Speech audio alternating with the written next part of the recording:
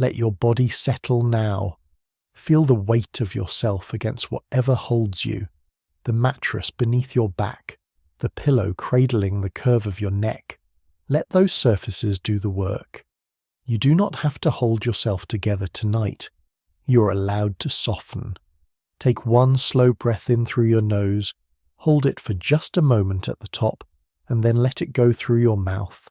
Long, unhurried, complete. There is nowhere to be.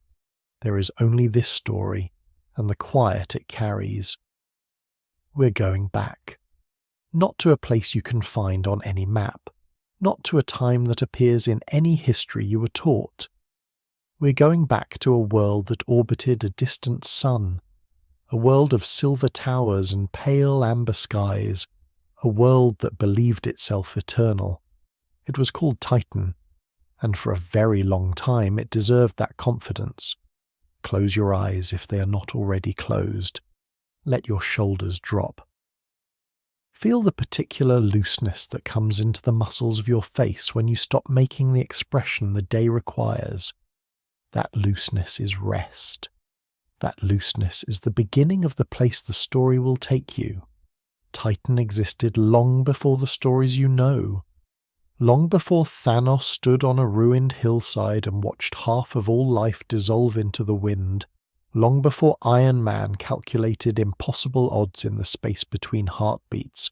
Long before a green woman named Gamora carried the weight of a father's love and a father's cruelty in the same scarred hands. All of that came later. What we're entering now is the before, the golden, humming, complicated before. Titan was a moon. That is the first and perhaps the most important thing to understand about it. Not as a piece of astronomical trivia, but as a foundational fact that shaped everything about the civilization that grew on its surface. It orbited a gas giant in a system older than most, a world that should by all celestial measure have been too cold, too barren, too far from its sun to sustain anything. And yet it did. Life found Titan the way life always finds places, stubbornly, quietly, through cracks in the impossible. Over uncounted millennia, a civilization took root there. They called themselves the Titans, though they were in shape and thought not so different from the beings you might recognize as human. They had 2 eyes, 2 hands, a need for warmth and meaning and the comfort of other minds. What separated them was time. They had simply had more of it. The Titans were ancient in the way that mountains are ancient. Not dramatically, not with fanfare, but with a settled, unmistakable depth that you could feel simply by standing in their cities, in the particular quality of the silence between the sounds they made. Their architecture reflected that age.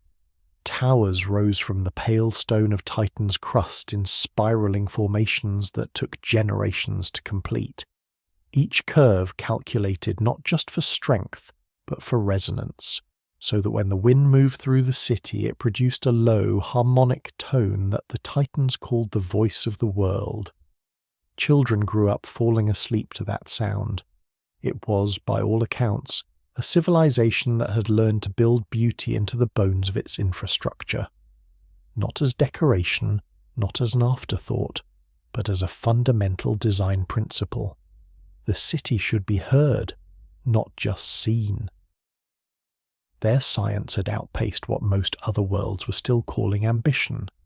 They understood the composition of stars, not as distant lights in the sky, but as engines, as chemical processes, as the furnaces in which every element heavier than hydrogen was forged across incomprehensible timescales.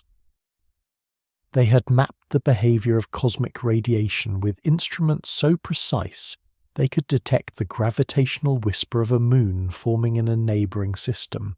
They had developed medicines that extended lifespan well beyond what their biology originally permitted, and their philosophers, who held the same cultural status among Titans that generals might hold elsewhere, spent centuries debating not just how to live, but whether the manner of living mattered as much as the fact of it. The philosophical tradition of Titan is worth pausing on, because it is the soil in which Thanos grew, the intellectual environment that formed him before he began to reject it. Titan's dominant ethical school held that the collective took precedence over the individual, but not in the crude way of civilizations that use collectivism as a mask for authoritarianism. They genuinely believed and had developed sophisticated arguments in support of the belief that what was good for the continuation of Titan as a whole was the highest possible good, and that individual sacrifice in service of that continuation was not tragedy but meaning. This sounds abstract until you understand what it produced. A civilization where people willingly gave up resources, willingly accepted limitations, willingly shaped their lives around what the community needed. It was not coerced. That is important. For a very long time on Titan, it was not coerced. Breathe with that for a moment. A world so old it had grown thoughtful. A civilization that had survived long enough to ask the questions that most civilizations never reach. The amber sky above the towers held a quality of light you would recognize, not identical to anything you have seen, but related to late afternoon, to the particular gold of an hour that has always felt like the world is about to say something important. The Titans watched that sky for centuries and wrote about what they felt looking at it, and the body of literature they produced on the subject of light alone filled libraries that occupied entire city blocks. But Titan had a wound at its centre, one that its beauty and its brilliance could not quite conceal. The population was growing. It had been growing for a very long time, in the way that all successful civilizations grow, not recklessly, not stupidly, but steadily, generation by generation, each one slightly larger than the last, each one requiring slightly more of everything. More food, more water, more of the minerals that Titan's crust held in finite and dwindling supply. The philosophers debated this too. The scientists modelled it. The administrators tracked it in careful ledgers, and for a long time the consensus was that Titan would find a way. It always had. The early signs were subtle. A slight increase in the time required to access certain resources, a modest lengthening of the queues at distribution centres, a marginal decrease in the quality of certain agricultural outputs that the official reports attributed to weather variation, but that the more attentive scientists understood to be something else. The first whisper of a soil depleted by too many consecutive harvests without adequate restoration. These signs were not secret. They were visible to anyone who knew how to look. The difficulty was not in seeing them. The difficulty was in accepting what they meant when held against the comfortable weight of centuries of successful management. There was a man, though calling him simply a man already understates what he would become, born into that civilization at a peculiar moment. The moment when Titan's confidence in itself was beginning, very quietly, to crack. Not obviously. Not in any way that the casual observer of Titan's golden towers and amber afternoons would have noticed. But the crack was there, running through the foundations, and some people could feel it underfoot if they stood still long enough and paid attention to things that most people preferred not to feel. His birth was not heralded. His parents were not rulers or generals. His father was a scholar of some reputation. His mother a woman of quiet and formidable intelligence, who had before her children been recognized among Titan's most gifted mathematicians. They named him Thanos. It was an ordinary name for a world that did not yet know it had produced something extraordinary. He arrived in the world with the typical requirements of any infant: warmth, food, the particular comfort of another body nearby, and the typical chaos that any infant introduces into the lives of the people who receive it. His mother held him and thought the thoughts that mothers have always thought. On every world where mothers hold their newborns and feel the impossible weight of something so small, containing something so much. He came into the world differently from the other children around him. This is not mythology applied backwards, not the storytelling habit of making the origin match the ending. It is a documented fact of the Titan record. Thanos was born with a physical variance that manifested immediately and visibly. A deviation in the density and pigmentation of his skin, a structural difference in his build that made him, from his first breath, other. The Titan physicians had a name for it. It was not a disease, it was not a deficiency. It was a deviation from the statistical norm of Titan physiology, the kind that occurred rarely and had no functional consequence for health or longevity. His mother understood it. She had studied enough biology to know what she was looking at, and the children around him, as children in every civilization tend to do, made certain that he understood it too. Sit with that for a moment. A world of astonishing sophistication, of harmonic towers and philosophical traditions spanning centuries, of minds that had spent lifetimes developing frameworks for the ethical treatment of the collective. And still, a child born different was made to feel the weight of that difference before he was old enough to reason about it. There is a recognition in that. You may have felt something like it yourself. The particular loneliness of being in a place that calls itself civilized, and finding that the civilization does not quite extend to you, that its principles are a little more flexible in practice than in theory when the person requiring them is the strange one, the different one, the one who does not quite look like the rest. What Titan did not know in those pale amber days of its golden age was that the child it had made to feel strange would one day look at its ruins and feel something more complicated than grief. He would feel, beneath the sorrow, a grim and terrible vindication. But that is not where we are yet. Where we are is the beginning, the hum of wind through silver towers, the long philosophical twilight of a world still certain of its own survival, and a boy who had not yet decided what to do with the fact that he saw things other people could not see, and felt things other people preferred not to feel, and was already, without quite knowing what to do with it, paying very close attention. The Titan calendar was organized around the movements of their gas giant, the great slow orbit that determined their seasons, which were longer and grander than anything an Earth year could contain. A single Titan season lasted what a human would call several years. Children grew up inside a single summer, a single long amber warmth, before the world tilted toward its winter. This meant that Titan's inhabitants had a different relationship with time than most species develop. They experienced change more slowly, absorbed the transitions of their world across longer arcs, built philosophies proportional to those arcs. The civilization they built reflected this. Its towers took generations to complete, because completion was not the urgent point. The process was the point. The accumulation was the point. A culture that lives inside long seasons learns patience in the bones. Let your breath slow now.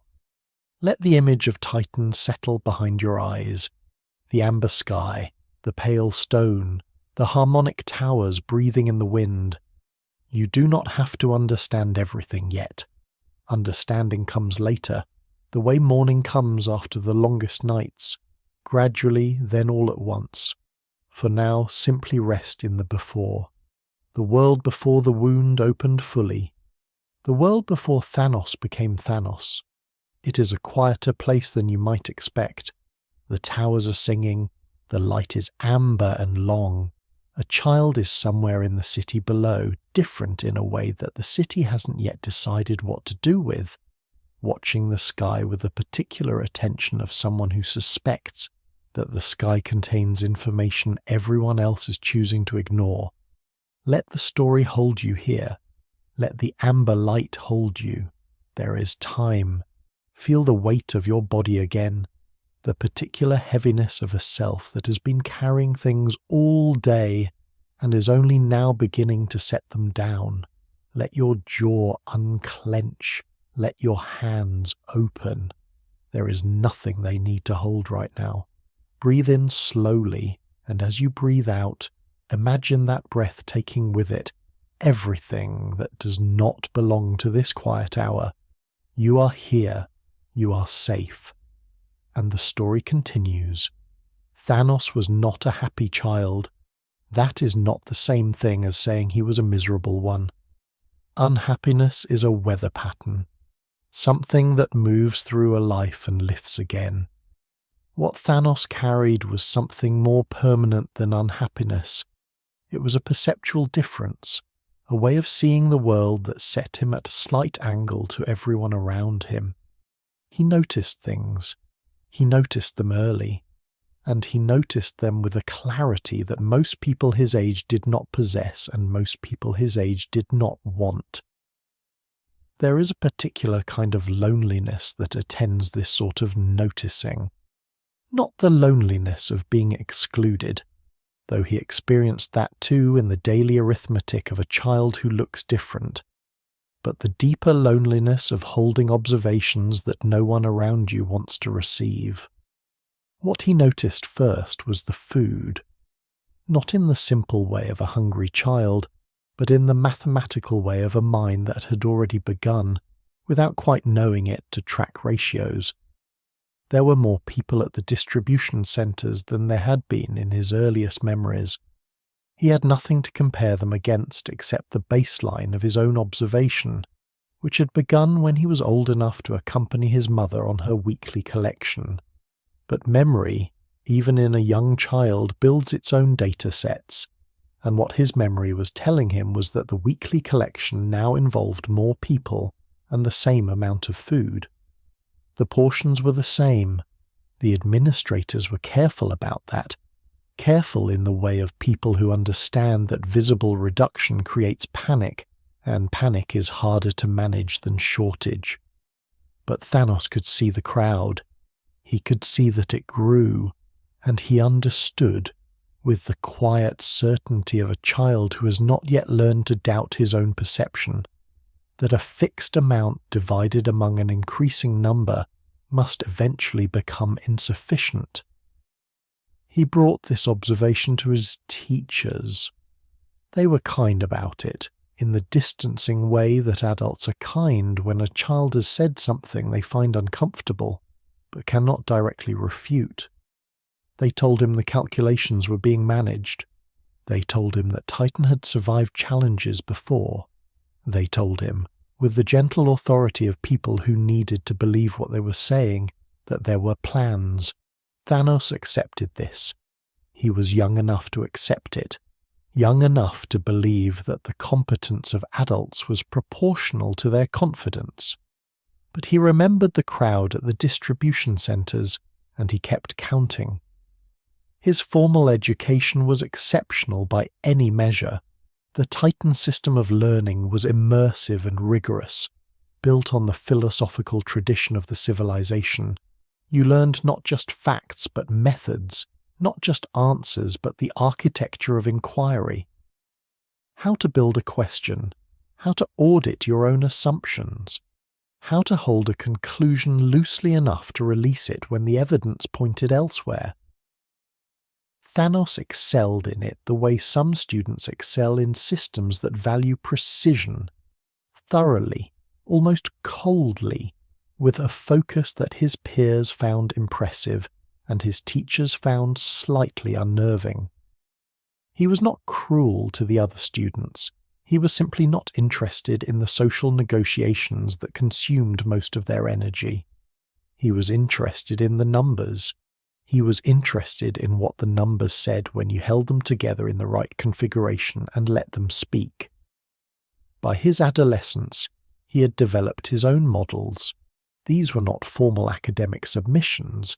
He was not yet old enough for those, and the institutions of Titan would not have accepted them from someone of his age regardless.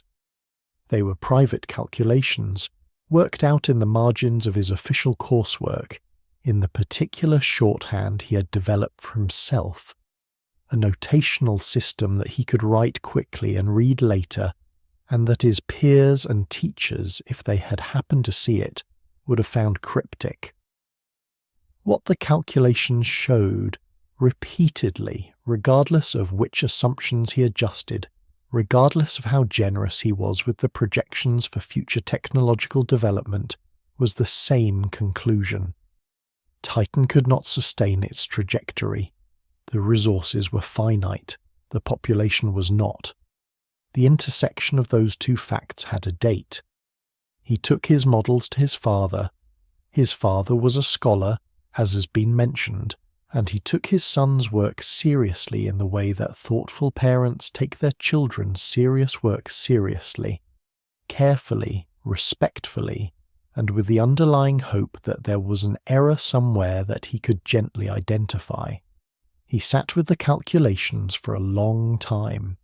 He asked the questions that a rigorous mind asks, about the assumptions embedded in the population growth models, about the confidence intervals around the resource depletion projections, about whether the models adequately accounted for the efficiency gains that new technologies might introduce.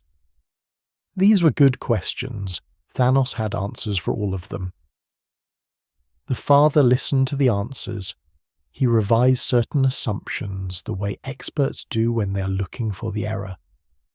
And then he sat very quietly for a while, which Thanos would later say was the most significant response he ever received from his father.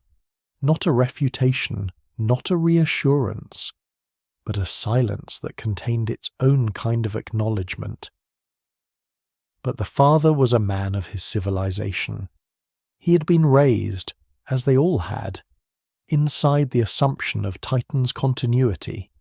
He could see the problem in the numbers and still not quite believe it in the place where belief lives, in the chest, in the gut, in the particular weight that settles on you when you understand that something you love is in danger.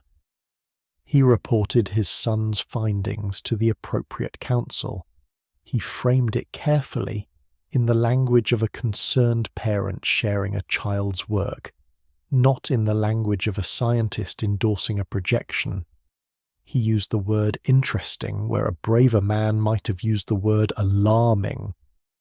And the council thanked him and filed the report in the manner of bureaucracies that have survived for centuries, by absorbing the disturbing thing into their processes and letting those processes slow it to a halt.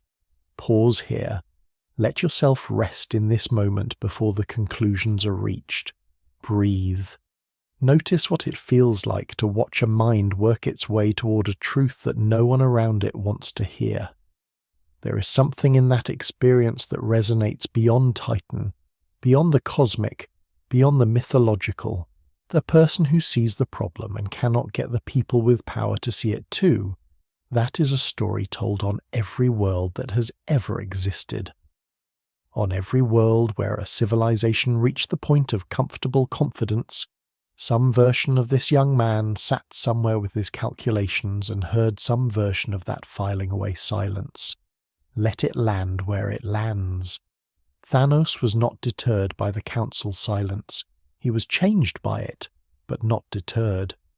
The change was subtle at first, a slight hardening of his already focused nature, a small redirection of his energy from persuasion toward proof. If they would not listen to projections, he would find a way to show them the reality. He began auditing distribution data, comparing it with population records, cross-referencing agricultural output with consumption rates. This was not officially permitted for a student of his age. Access to the administrative records he needed required clearances he did not possess.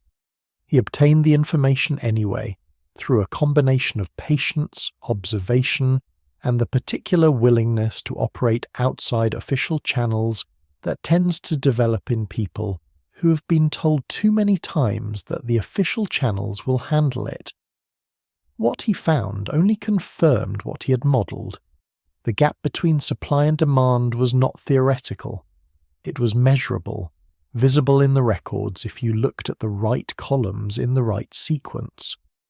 The administrators were compensating in ways that obscured the deficit. Creative accounting applied not to money but to calories, to water allocation, to the careful language used in public communications about resource management. Titan was not lying to itself exactly. It was choosing, with a precision that required considerable institutional effort to maintain, not to look directly at the thing it feared.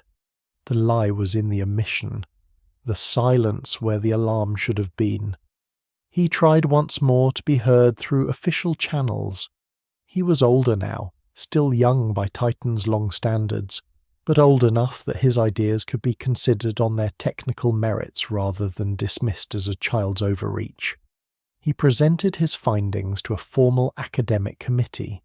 He had refined the models over years of private study, had subjected them to every critique he could generate himself, had made them as airtight as a mind working largely in isolation could make them. He stood before people who were among the most educated members of a civilization that had been accumulating knowledge for centuries, and he showed them, clearly and without excess drama, what was coming. They told him his methods were flawed. They told him his projections were too pessimistic, that he had not adequately weighted the probability of technological solutions that were currently under development. They told him, with the careful kindness of people protecting their own equilibrium, that catastrophism was a known cognitive bias, and that he should be careful not to let his unusual early perceptions colour his scientific objectivity. One member of the committee suggested, with a sympathy that was genuine and also completely unhelpful, that the social difficulties of his childhood might be influencing his tendency to see systems in crisis. And then they thanked him for his work and ended the session. He walked out of that building into the amber Titan afternoon and stood for a long time watching the towers catch the light. The voice of the world, that harmonic tone produced by the wind in the city's architecture, moved around him the way it always had. He had grown up with that sound. He had fallen asleep to it as a child. Now it sounded to him like something else, not music, something closer to a slow exhale, something that did not know it was saying goodbye. The towers rose around him in their spiral perfection, the work of generations, the product of centuries of accumulated knowledge applied to stone and steel and the mathematics of resonance. They were beautiful. They were wrong, not in their construction, in their confidence, in the certainty they expressed simply by standing that the world that had built them was permanent. He stood and listened to the exhale of the towers for a long time, and something in him that had still been open, some last window of wanting to be wrong, gently, finally closed. He had a friend briefly in those school years, a single friend, which is how some people are built, preferring the depth of one connection to the breadth of many. The friend was a girl who shared his interest in mathematics, and who did not find his difference strange in the way that the others found it strange. She saw the calculations he was working on in the margins of his official work and asked him about them, not with the discomfort of someone who wished the calculations would go away, but with the genuine curiosity of someone who found the problem interesting. They worked on the models together for a period that lasted about a season and a half before her family was reassigned to a different district, and the connection ended in the way that childhood connections end, not in dramatic rupture, but in the slow attrition of distance, of letters that became less frequent, of a friendship that had lived in a specific place and could not survive being transplanted from it. He thought about her sometimes, in later years, about what it had been like to have someone next to him in the work. This is where the story changes, not visibly, not in any way that the people of Titan could have seen. He walked home that evening through streets that hummed and glittered in the late amber light, past towers that spoke in frequencies too low for conscious attention, past people who were living their lives in the particular way of people who've not yet been told that their lives are living in borrowed time. He was one of them, externally. He bought food at a market. He slept in his own bed. He breathed the same air as everyone else on Titan. But something in him had shifted into a register that would take the rest of his life to fully express. The question was no longer whether to be heard. The question was now what to do about a world that had chosen not to hear. Let the story settle over you like a slow tide. You're not required to do anything with it except receive it. Feel where your body meets the surface beneath you, the press of it along your back, your legs, the back of your head. Those contact points are your anchors. Breathe into them. Let gravity do what gravity does best, which is to hold you without asking anything in return. This story continues. You only need to listen. After the committee meeting, Thanos changed. Not suddenly, not dramatically. Change of the kind that matters rarely works that way. It moved through him the way cold moves into stone, incrementally, invisibly, until one day you place your hand on the surface and realize the warmth is gone. He continued his studies. He continued his routines. To the people around him, he was perhaps slightly quieter than before, slightly more contained, but he had always been contained. So the change registered as minor. It was not minor. What had shifted was something at the level of his fundamental orientation toward other people, his relationship with the project of being understood by them, which had been one of the organizing principles of his intellectual life, and which was now, for the first time, no longer operative. What had shifted was his relationship with the idea of persuasion. He'd spent his formative years trying to move people with information, with models and data, and the kind of careful, evidenced argument that should, in a civilization that prided itself on reason, have been sufficient. It had not been sufficient. The people of Titan had looked at his evidence and chosen their existing beliefs, not because they were stupid, not because they were cruel, but because the evidence required them to accept a conclusion that would dismantle the comfort of their daily assumption, and the mind, even the highly educated Titan mind, does not easily give up the story it has been living inside. The story of Titan's permanence was not just a belief. It was the architecture of every aspiration the Titans had built their lives around. To accept his projection was not just to accept a data point. It was to accept the potential meaninglessness of everything they were working toward. He began to think differently about the problem, not about the resource problem, which he understood with a clarity that had only sharpened over the years of study, about the people problem, about what it would actually take to interrupt a civilization on its current course, when the civilization itself had decided not to be interrupted.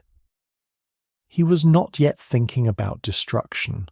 That comes later, and it comes by a longer road than the story usually tells. What he was thinking about was intervention, a forced pause, a mechanism by which the course of Titan could be altered not through the willing cooperation of its people, but despite their unwillingness. He thought about this with the same methodical rigor he brought to everything, turning the problem over from different angles, examining each potential solution for its weaknesses, its costs, its likelihood of achieving the intended result. His proposal, when he finally formalized it, was radical in its logic and moderate in its language. He had learned something from the committee, even in his rejection, that the language you use shapes whether people can hear you, and that the language of emergency produces defensiveness rather than action in a civilization that has decided it is not in an emergency. He framed what he was proposing as a prophylactic measure, a precautionary intervention, a temporary adjustment that would create the resource buffer necessary for Titan to develop the longer-term solutions that were admittedly needed. He proposed a lottery, not a metaphor, not a philosophical thought experiment, an actual randomized selection system that would reduce Titan's population by half in a single generation, distributed by pure chance across every class, every family, every neighborhood, so that no demographic carried more of the burden than any other. The survivors would inherit a world with restored resource ratios. The civilization would continue. The alternative, his model showed, was a collapse within 3 generations that would leave no survivors at all. He believed this was merciful. This is important to hold, not to excuse what followed, but to understand it. Thanos did not experience himself as cruel when he formulated this idea. He experienced himself as the only person in his civilization willing to look at the arithmetic without flinching and to act on it without the comfortable hedges that allowed other people to see the problem and still do nothing. The lottery he proposed was not comfortable. It was not kind in the way that kindness is usually understood, but it was, in his calculation, the least terrible of the available options. Half of Titan's people would end their lives sooner than they would have otherwise. The other half would live, not in the same Titan, not in the golden age that was ending, but in a continuation that would otherwise not exist at all. He was choosing a smaller harm to prevent a larger one. That was the math. He believed in the math. Sit with that. The architecture of a mind that has decided that horror, equitably distributed, is preferable to catastrophe, unequally survived. You may find it repugnant. You may find it understandable. Most likely you find it both, and the discomfort of holding both of those feelings simultaneously is part of what makes this story worth sitting with in the quiet hours. He was not wrong about the math. He was wrong about what the math entitled him to do. He was wrong about whether any individual mind, regardless of how clearly it could see a problem, had the right to impose its solution on people who had not consented to it. Those are separate errors, and conflating them lets us avoid the harder question, which is not whether he was a monster, but how a non-monster arrives at a monstrous place. The response to his proposal was swift and total. He was not simply rejected this time. He was, to use the Titan word that approximates the concept, expunged, removed from the academic community, stripped of his institutional credentials, and publicly characterized as a dangerous eccentric whose obsessive catastrophism had finally crossed the line from misguided into threatening. The framing was careful. It did not engage with his data, because engaging with the data would have required the institutions to produce counter-data, and the counter-data did not exist.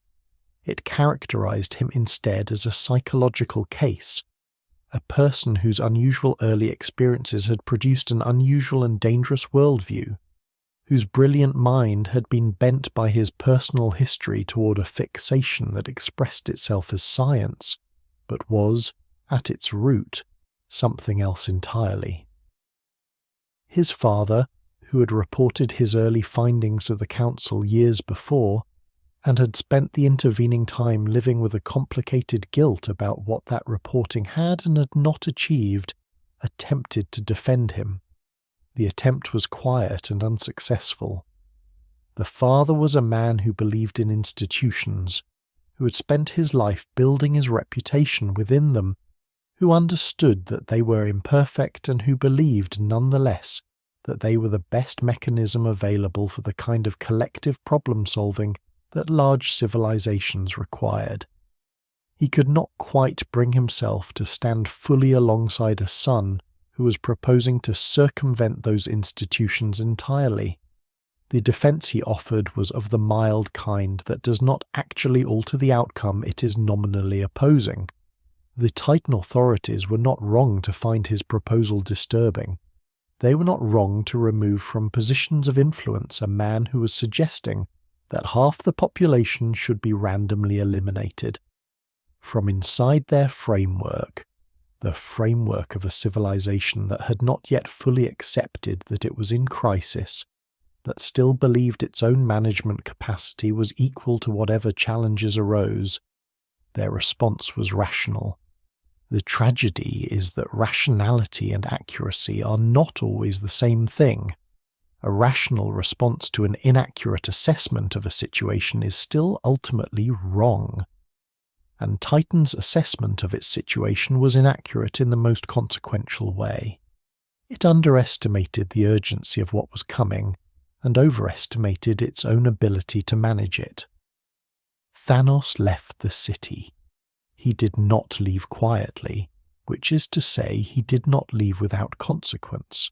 There were confrontations in the period before the leaving, moments of the kind of rage that attends the experience of being dismissed when you know you are right, when the certainty of your own perception collides with the wall of other people's refusal to share it. The confrontations did not help his case. They became part of the narrative that characterized him as unstable, as someone whose judgment could not be trusted precisely because he felt too strongly about his conclusions. That characterization was circular in the way that institutional defenses often are. You are dismissed because you are agitated, and you are agitated because you're being dismissed. He went to the edges of Titan, to the places where the harmonic towers were fewer, and the sky was wider, and the resource strain was most visible. The places where the administrator's careful language had not penetrated as deeply, where you could see the shortage not as a modelled projection, but as an experienced reality. What he found there was not comfort. He did not expect comfort. What he found was confirmation. Community members rationing in ways that the official allocations did not acknowledge. Families managing nutritional stress through a quiet economy of substitution, and skipping that left no official record because everyone involved understood, without needing to articulate it, that drawing attention to their situation was likely to produce not aid but paperwork. He documented it. He carried that documentation with him the way a person carries proof of something they cannot make anyone believe. The doubt did creep in. This is worth noting because the mythology of Thanos, the version that reaches the ears of people like Tony Stark or Stephen Strange, when they are trying to understand what they are facing, tends to present him as a figure of absolute and untroubled certainty. He was not at this stage. He was a man who had been told by everyone he respected that he was wrong, and who was watching the world he had grown up in slowly, visibly prove him right. That combination of being right and being alone and being unable to do anything about it yet produced in him something that would take decades to harden into what it eventually became. But the hardening was not yet complete. There were still nights when the doubt found him, when the possibility that the committee was right and his models were flawed pressed against him in the dark. He held those nights. He sat in them without resolving them, and in the morning he went back to the edges of Titan and kept counting. There is a final image from this period that the record preserves. Thanos at the margin of Titan, in the last days before he departed for good, standing at what the Titan maps called the edge of the mapped world. the boundary beyond which the administrators had stopped charting because the communities beyond it were too sparse to require formal management. He stood at this boundary for a long time, looking at what lay on the other side of it. Not wilderness, not in the dramatic sense, simply the space beyond the space that Titan had decided to organize, the unmanaged part, the part where the shortage was visible without mediation. He looked at it the way you look at something you are about to carry for a very long time. Not dramatically, not with the heightened awareness of a momentous departure, but with the practical attention of someone taking inventory of what they are choosing to take on. Then he walked into it. He did not look back. The towers were behind him, still humming, still breathing in the wind. He did not look back. He was not yet the mad Titan. He was not yet anything the universe needed to fear. He was a man on the margins of a dying world, carrying calculations no one wanted to see, watching the amber sky from a vantage point that the city's towers no longer filled. The harmonic tone reached him even here, faintly, the way music reaches you from a room away, present but not full, the suggestion of a sound rather than the sound itself. He was, in this moment, simply someone who loved something and could not save it. Most stories, including the darkest ones, begin in a place that recognizable. Let that land softly. Let your breath carry it. The next phase of his life is still some distance off, and the night is long enough to walk there slowly. Breathe slowly. Feel the steadiness of this moment, the room around you, the quiet, the particular safety of being still while the story moves. Your body knows how to do this. It has been resting and recovering and releasing for as long as you have been alive. Trust it now. Let your chest rise and fall at whatever pace feels easiest. You do not need to control the breath. The breath knows what it is doing. Simply follow it down into the calm. Titan did not end in a single catastrophic moment. This is not the story the ruins tell at first glance, but it is the true one. Civilizations rarely die the way myths describe, in fire, in a single cataclysmic hour, with a clear before and after that the survivors can point to and call the moment everything changed. They die the way old things die, gradually in the accumulation of small failures, each one manageable on its own, each one compounding the next, until the weight of the accumulated failures exceeds what the structure can bear. The structure that fails is not always the physical one.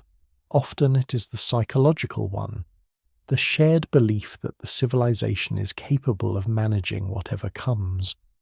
Once that belief fails, the physical failures accelerate. Titan died like that, over years, over decades, in a process that Thanos had predicted with a precision that would have been admirable in any other context. The food shortages became public knowledge when they could no longer be hidden.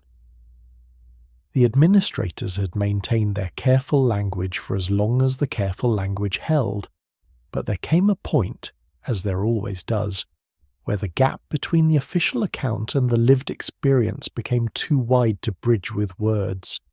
People were hungry. Not theoretically hungry, not insufficiently nourished by some technical measure, but actually viscerally hungry in the way that fills a person's entire day with one single preoccupation, that compresses the future to the length of the next meal, that makes abstract questions of civilization and culture and the legacy of great institutions feel distant and irrelevant in the face of the immediate animal reality of an empty stomach. That kind of hunger does not stay quiet. It speaks in the street, in the distribution lines that grew longer each season, in the faces of a population that had built an entire civilization on the assumption that it would always have enough.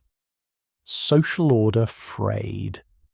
Not all at once, not catastrophically, at least not at first. The fraying was visible in the small negotiations that people made with their own ethics when the pressure of shortage made those negotiations feel unavoidable. Families prioritized themselves in ways they would not have done in a season of plenty. Communities developed informal hierarchies of access that the official allocation system did not recognize and could not regulate. The philosophical traditions that had sustained Titan for centuries, the great frameworks of collective reason and communal obligation, had been built on abundance. They had never been tested by shortage, and it turned out, as it always turns out, that the ethics of a civilization that has enough are not the same as the ethics of a civilization that does not. The towers still hummed. This detail is worth holding. The fact that even as the social fabric developed its tiers, and the food lines grew longer, and the official communications became more elaborate in their management of the gap between reality and representation, the towers still produced their harmonic tone. The wind still moved through the spiral architecture. The voice of the world still spoke in the frequencies that children had fallen asleep to for generations. The sound had not changed. The civilization that produced it was changing in ways that would soon be irreversible, but the sound for a while was the same. There is something in that, the way the markers of a civilization's beauty outlast its capacity to sustain them, the way the forms persist after the spirit has departed. Thanos was not there for all of it. He had left Titan before the worst began. Pushed to the margins first, and then, by a logic that exile tends to follow, beyond the margins entirely. He had taken to travelling in the early period after his expulsion, moving outward from Titan into the surrounding systems in the manner of someone who is extending a study. Not in the manner of an explorer or a diplomat. In the manner of someone who needs to know whether the specific catastrophe he has identified is a local phenomenon or a universal one. This is important. He left Titan not because he had given up on it, but because he had concluded that understanding the scale of the problem required a wider sample than a single world could provide. Stop here, just for a breath. A world that built towers designed to sing in the wind. A world that produced philosophers who spent centuries asking how to live well. A world where children fell asleep to the sound of architecture breathing. And then, not so much later, ruins. The amber sky still there, the pale stone still there. But the living tissue of the civilization gone, dissipated, lost to the gap between what was needed and what remained. Titan's ruins exist in the present day. In the time of Tony Stark and Stephen Strange, they are accessible to those who know where to look. The Guardians of the Galaxy visited the ruins during the conflict with Thanos, and what they found there was not merely rubble. The mathematical precision of the architecture was still legible in the stonework. The genius of the civilization was preserved in its structures even after the civilization itself was gone. There is something almost unbearable in that. What Thanos felt when he learned of Titan's end is a matter of some debate among those who have studied him, and people have studied him in the years since the snap, with the intensity that attaches to any mind that did something unprecedented and therefore demands explanation. He was not there to witness the collapse directly. He was already by then operating on a different scale, his attention turned outward toward the broader cosmic question his Titan experience had opened in him. But he was not unmoved. The account suggests something more complicated than grief, and more personal than mere philosophical confirmation. He had loved Titan. He had been made by it, shaped by it, rejected and defined by it. Its loss was not abstract. It was the end of the place that had contained his childhood, the sound of the towers, the amber afternoons, the particular quality of his father's silence when he finally could not argue against the numbers. He carried Titan forward in the only way available to him, which was as proof, as the clearest possible demonstration of what happens when a civilization chooses its comfort over its arithmetic. He would say, later to those willing to listen, that Titan's fate was not a tragedy that could not have been prevented. It was a tragedy that chose not to prevent itself. It had been offered a solution. It had rejected the solution because the solution required it to look at itself honestly, to measure what it had against what it needed, to accept the implications of that measurement and act on them before the crisis made action impossible. Titan had not been willing to do that, and so Titan had ended. That was what he carried, not just grief, the specific weight of a world that had the information and chose not to use it. This is the pivot. Not yet the infinity stones, not yet the snap, not yet the image burned into the consciousness of half the universe, of a purple hand closing gently around the combined power of reality itself. All of that is still ahead. What we are at now is the moment when a man who had a wound decided what to do with it. When loss, and it was loss, whatever armour it later acquired, whatever philosophical framework he built around it to make it purposeful, rather than simply devastating, made a turn toward method. The grief became a project. The devastation became a design principle. He would not allow what happened to Titan to happen to the universe. He would not allow any world to reach that moment of irreversible crisis when the intervention was still possible at an earlier stage. He would intervene earlier. He would intervene whether they wanted it or not. He had, after all, extensive experience with wanting things for people who did not want them for themselves. The ruins of Titan still exist. They are not often visited. The universe has many ruins and limited reverence. But if you were to go there, to set foot on that pale stone, to walk through what remains of the towers that once hummed with the voice of the world, you would find something the history books rarely mention. Certain of the foundations are still intact. The mathematical principles embedded in the architecture, the equations that governed the curve of each spire and calculated the resonance of each open space, are still legible in the stonework to those who know how to read them. The intelligence that built those structures has not been lost. It is preserved in the stone, patient as stone is patient, waiting for someone who knows how to listen.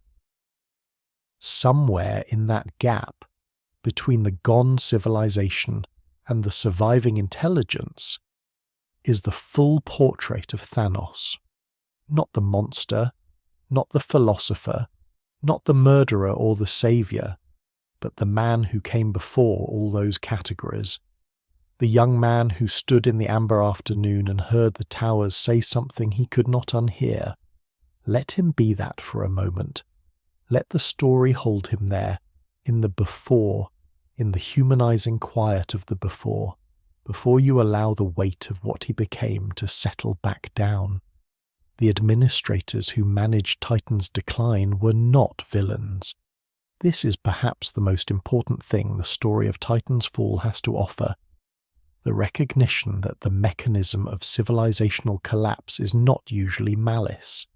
It is the ordinary human preference for manageable discomfort over unmanageable truth.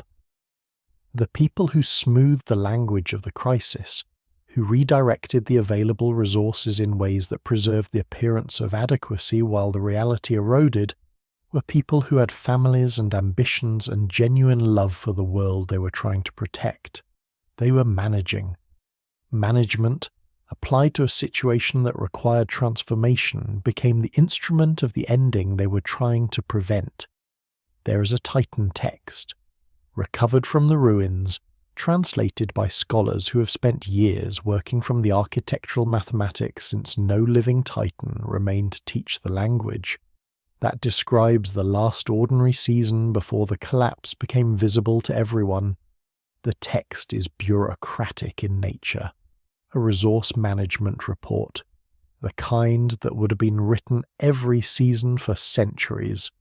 But somewhere in the middle of the standard tables and the standard reassurances, the author, identity unknown, role unknown, probably a mid-level administrator managing a distribution district in one of the outer city zones, inserted a single sentence that the surrounding report does not acknowledge and does not explain. The sentence translates approximately as, "We are not going to make it through the next season and everyone in this building knows it." The sentence is followed by the next table of numbers, presented in the usual format, as if the sentence had not been written at all. The report was filed. The building continued its work. The season came and went in the manner the sentence had predicted. Your breath is slow now. Your body is heavy with the pleasant weight of something that wants to sleep. The story does not rush. It has lasted across centuries and worlds and the kinds of distances that have no useful unit of measurement, and it will still be here when you return to it. For now, let the ruins of Titan rest at the edge of your awareness, pale stone in starlight, the ghost of a harmonic tone in towers that no longer stand, a civilization that could have made a different choice and did not. And somewhere in these ruins, the mathematics of beauty, still precise, still whole, waiting in the stone. Rest in that. Rest in the knowledge that this is not the end of the story. It is only the end of the beginning, and the beginning matters more than most stories admit. You are still here. Notice that, the simple, remarkable fact of your continued presence in this quiet place. The world outside may hold any number of things it wants from you, but right now, in this hour, those things are on the other side of a door that is closed. Your breath rises, your breath falls. There is a story unfolding at the pace of deep water, and all it asks is that you remain here with it. That is enough. That has always been enough. He travelled for a long time. Years first, then decades, then a stretch of time that the human mind struggles to hold as a unit, not because Thanos was immortal in any strict sense, but because he was Titan-born, and the Titans had always lived long, and the enhancements and exposures he accumulated in his wandering years extended that longevity further still. He moved through the galaxy the way weather moves, not following a fixed path, but drawn by gradients, pulled toward whatever made the pressure change. He was looking at worlds. He was reading them the way he had once read the data from Titan's distribution centers, with the same patient attention, the same refusal to look away from what the numbers said, the same willingness to follow the evidence to wherever it actually led, rather than to wherever he might have preferred it to go. The pattern was everywhere. This was the discovery that broke something in him and built something else in its place, in roughly equal measure. World after world demonstrated some version of the same trajectory, not always at the same pace, not always manifesting in the same resource, but the fundamental arithmetic. Population pressing against the boundaries of what a finite environment could provide, repeated with the reliable consistency of a natural law. He found it on agrarian worlds that had never developed space travel, where the pressure was visible in the soil and in the hollow eyes of farmers who'd been pushing the same land past its tolerance for generations. He found it on technologically advanced civilizations that had solved several problems only to create larger ones in their solving, that had developed energy technologies that eliminated one scarcity while introducing another, that had found ways to grow more food per acre, while degrading the water table that made the growing possible. He began to talk to people. This is a part of his story that is almost never told. perhaps because it does not fit the image that later events imposed on him, the image of the solitary colossus, the being who had moved so far beyond ordinary perspective that human-scale conversation was beneath him. But in these wandering years he was not that yet.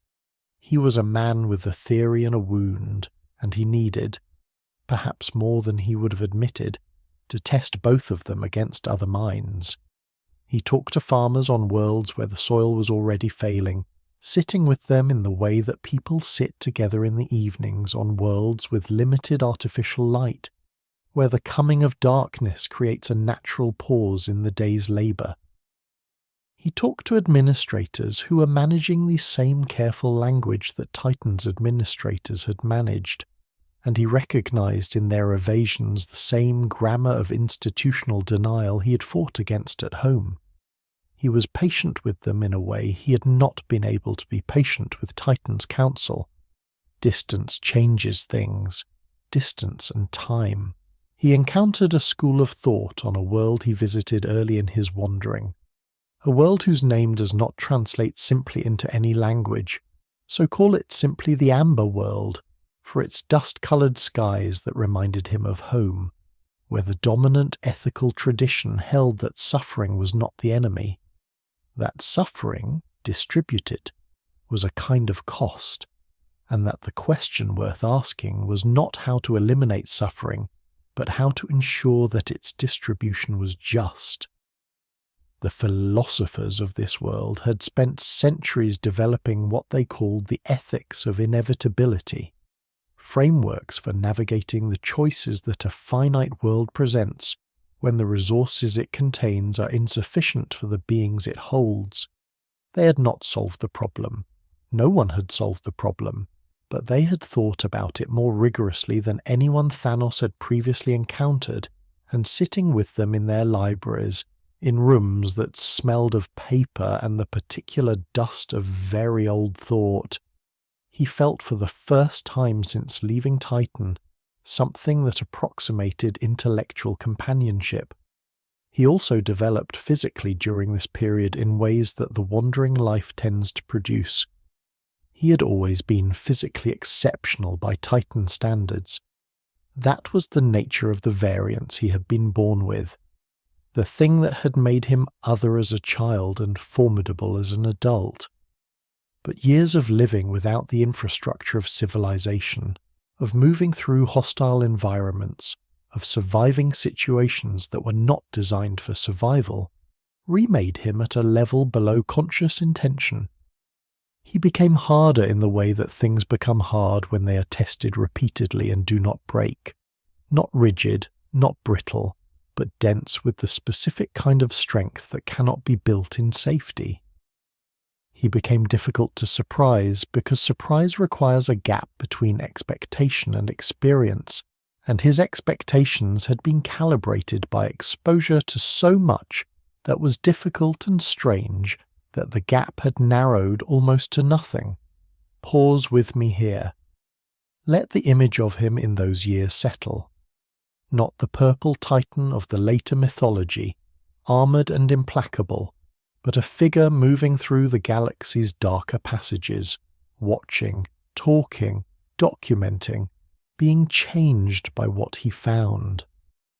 There is something almost monastic in those years, in the way that the most demanding spiritual traditions are monastic, not comfortable, not focused on the self's ease, but oriented toward a truth that the practitioner believes matters more than his own comfort. He was not cultivating enlightenment, he was accumulating evidence. But the quality of attention he brought to the work had something of the same discipline, the same willingness to sacrifice ordinary pleasures for the sake of a larger commitment. He thought about solutions with the same rigorous attention he had given to the problem. The lottery he had proposed on Titan was one model, but his years of travel had complicated his thinking.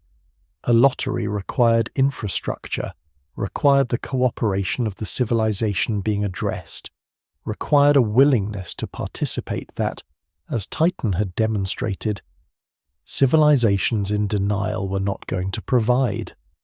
He needed something that did not depend on cooperation, something that could act at the scale of the problem regardless of whether the people affected consented to its action.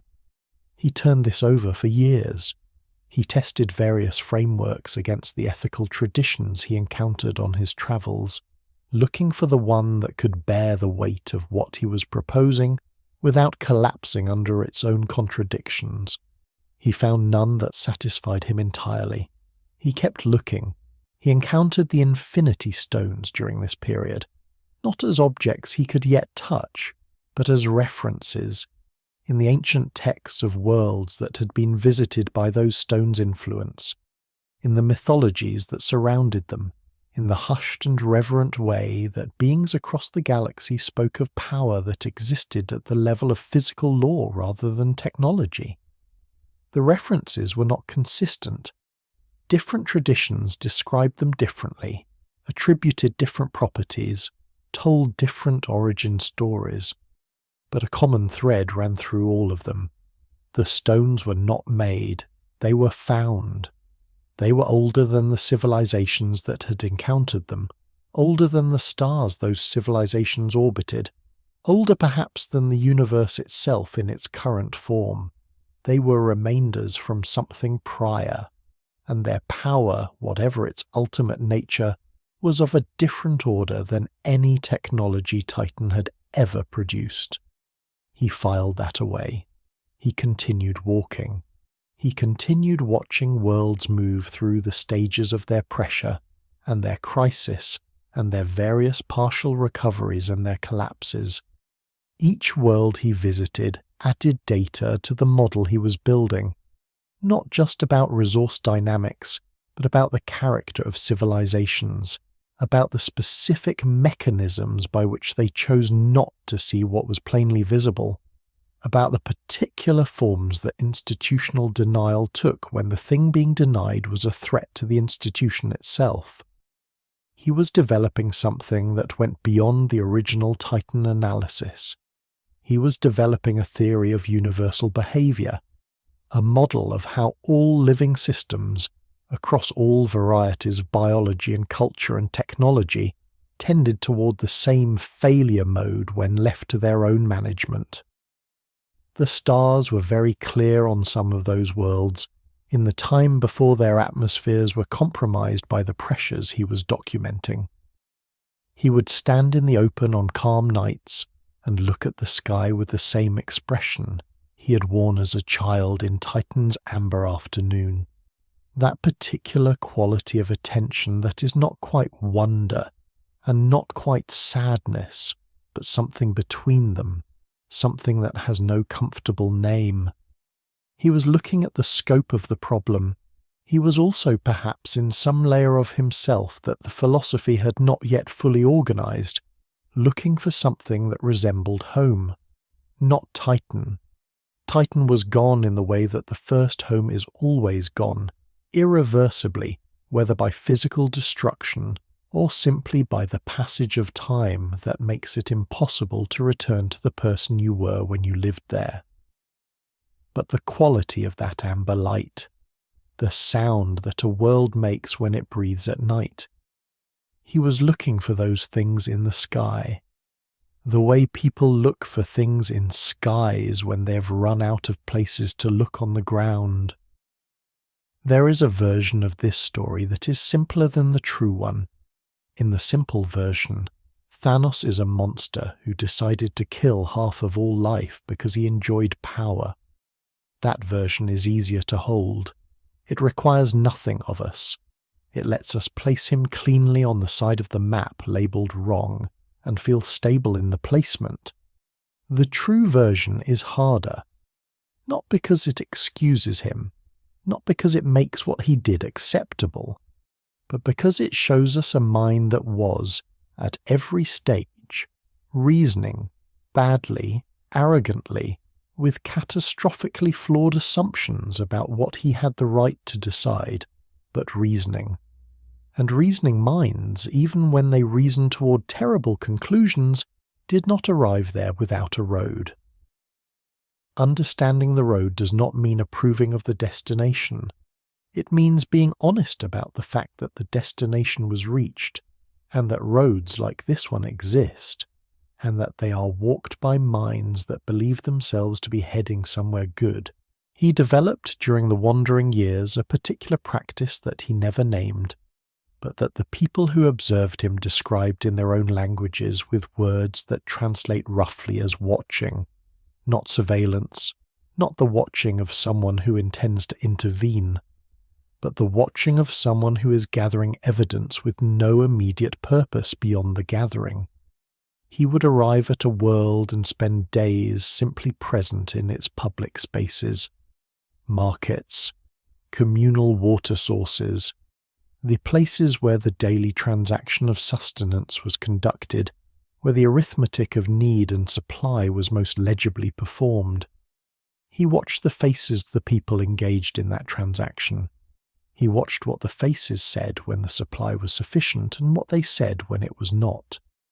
He was building a library of that expression, the specific quality of the human face, across dozens of species and cultures and biological configurations, when it understands that there is not enough.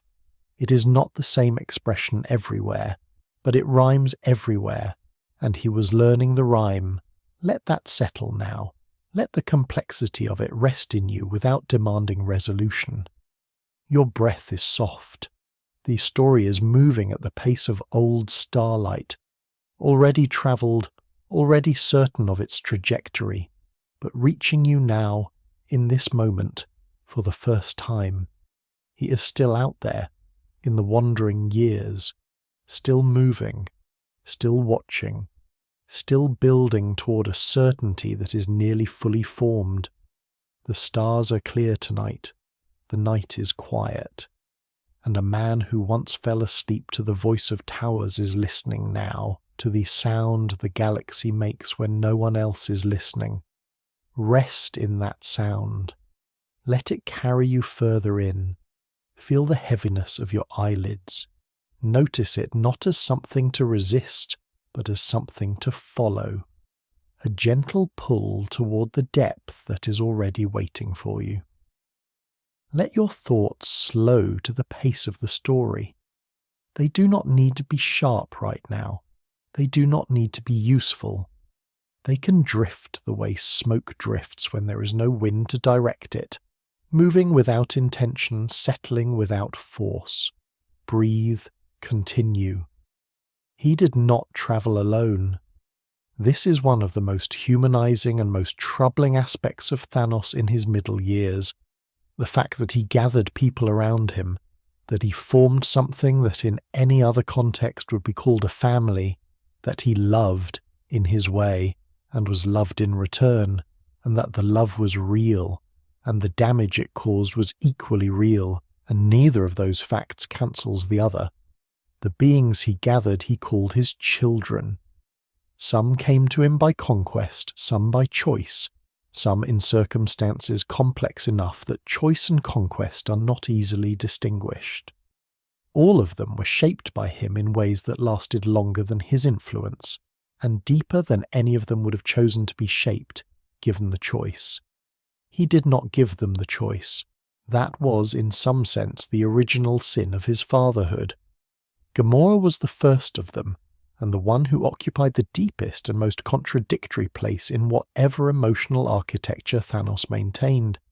She came from a world called Zen-Hobari, from a people called the Zehobere, and the circumstances of their meeting carried the full weight of his philosophy, translated into personal action. He'd arrived at her world in the early phase of what would become his longer pursuit, still developing his methods, still refining the practice of what he believed.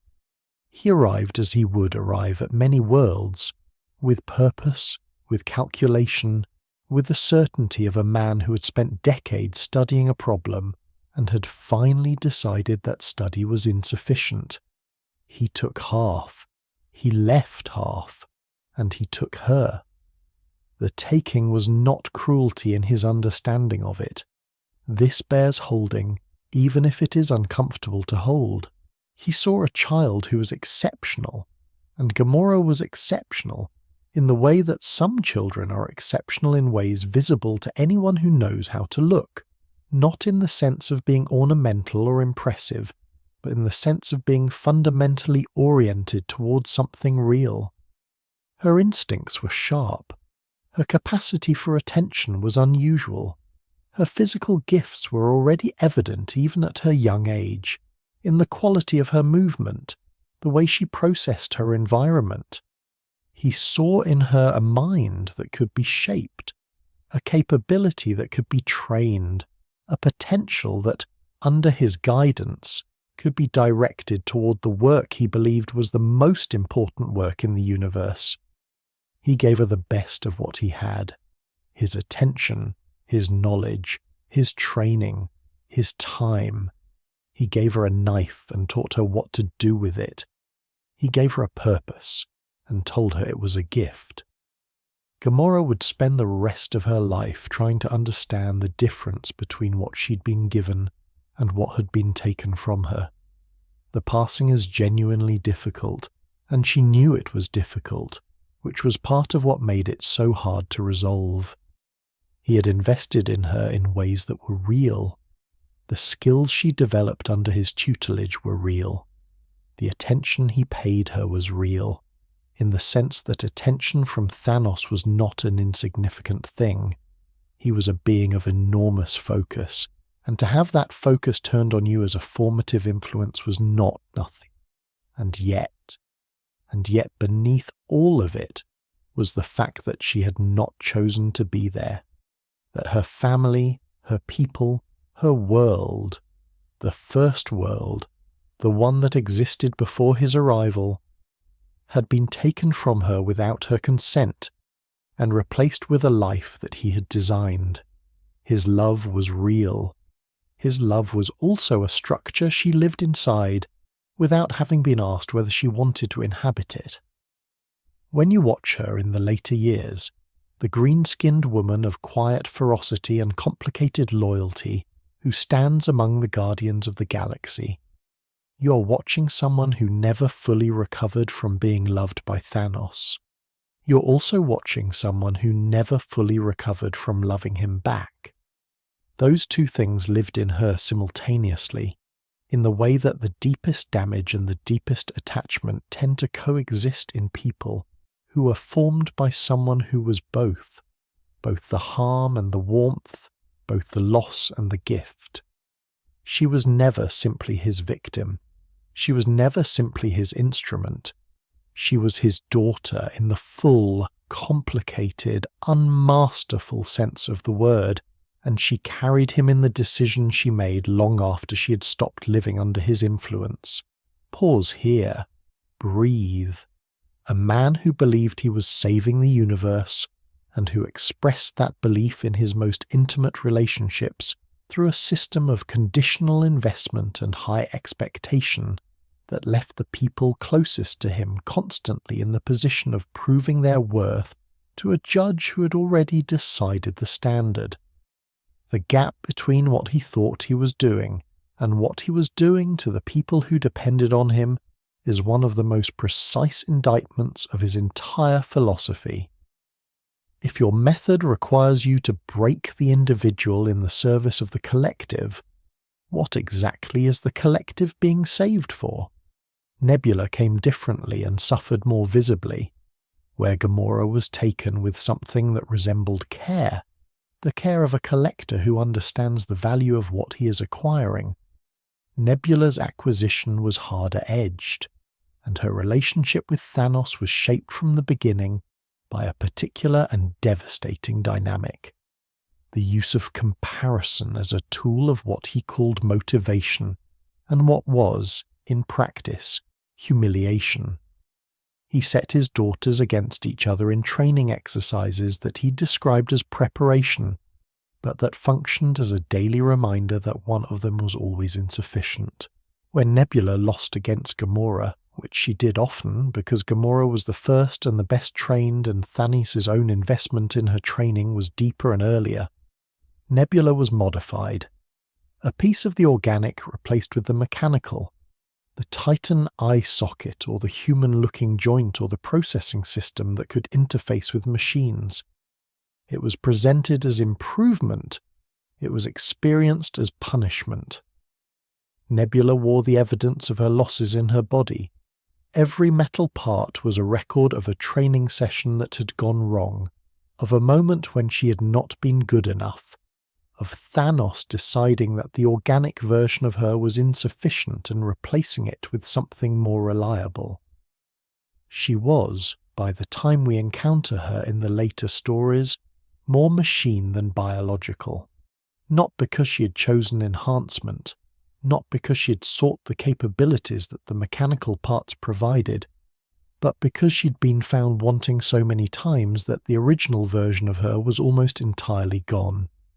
She was what remained after the subtractions, and she had internalized, despite knowing better, the lesson his modifications were designed to teach, that who she was in her natural state was not enough. The others who gathered around him, Proxima Midnight, Corvus Glaive, Ebony Maw, Cull Obsidian, formed the inner circle of what became known as the Black Order. They were not family in the warm sense of the word, but they were family in the ancient sense.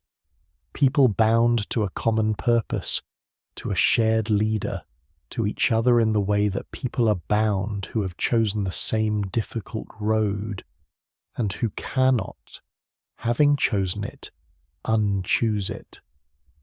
They were formidable individually, and as a group they were the mechanism through which Thanos' philosophy became operational in the galaxy. They raided worlds. They collected the stones' locations from ancient texts and frightened testimonies, and the careful reading of mythologies that other beings treated as legend. They were the hands of his purpose when his purpose required hands. Gamora eventually left. The leaving was not clean and not complete. She carried him with her the way you carry the person who first shaped you, as a presence in the architecture of your decision-making that persists long after the person has lost practical authority over your life. She found other purposes, other people. She found Peter Quill, who was damaged in his own ways, and who offered her, among other things, the experience of being loved by someone who did not have an agenda for what the love should produce. She found the Guardians, who were a collection of beings defined largely by their losses, and in that collection she found something that approximated the family she had never had before Thanos, and could not have within him. She became someone who stood against what he was building. The standing was not painless.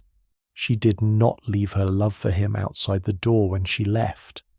She carried it, and it weighed on her, and she stood against him anyway, which is among the bravest things anyone in this story ever did. Nebula's journey was longer and darker, and ultimately no less courageous. She went further into his methods before she found her way out of them, spent time believing the only way to be free of him was to surpass him, which is another kind of captivity.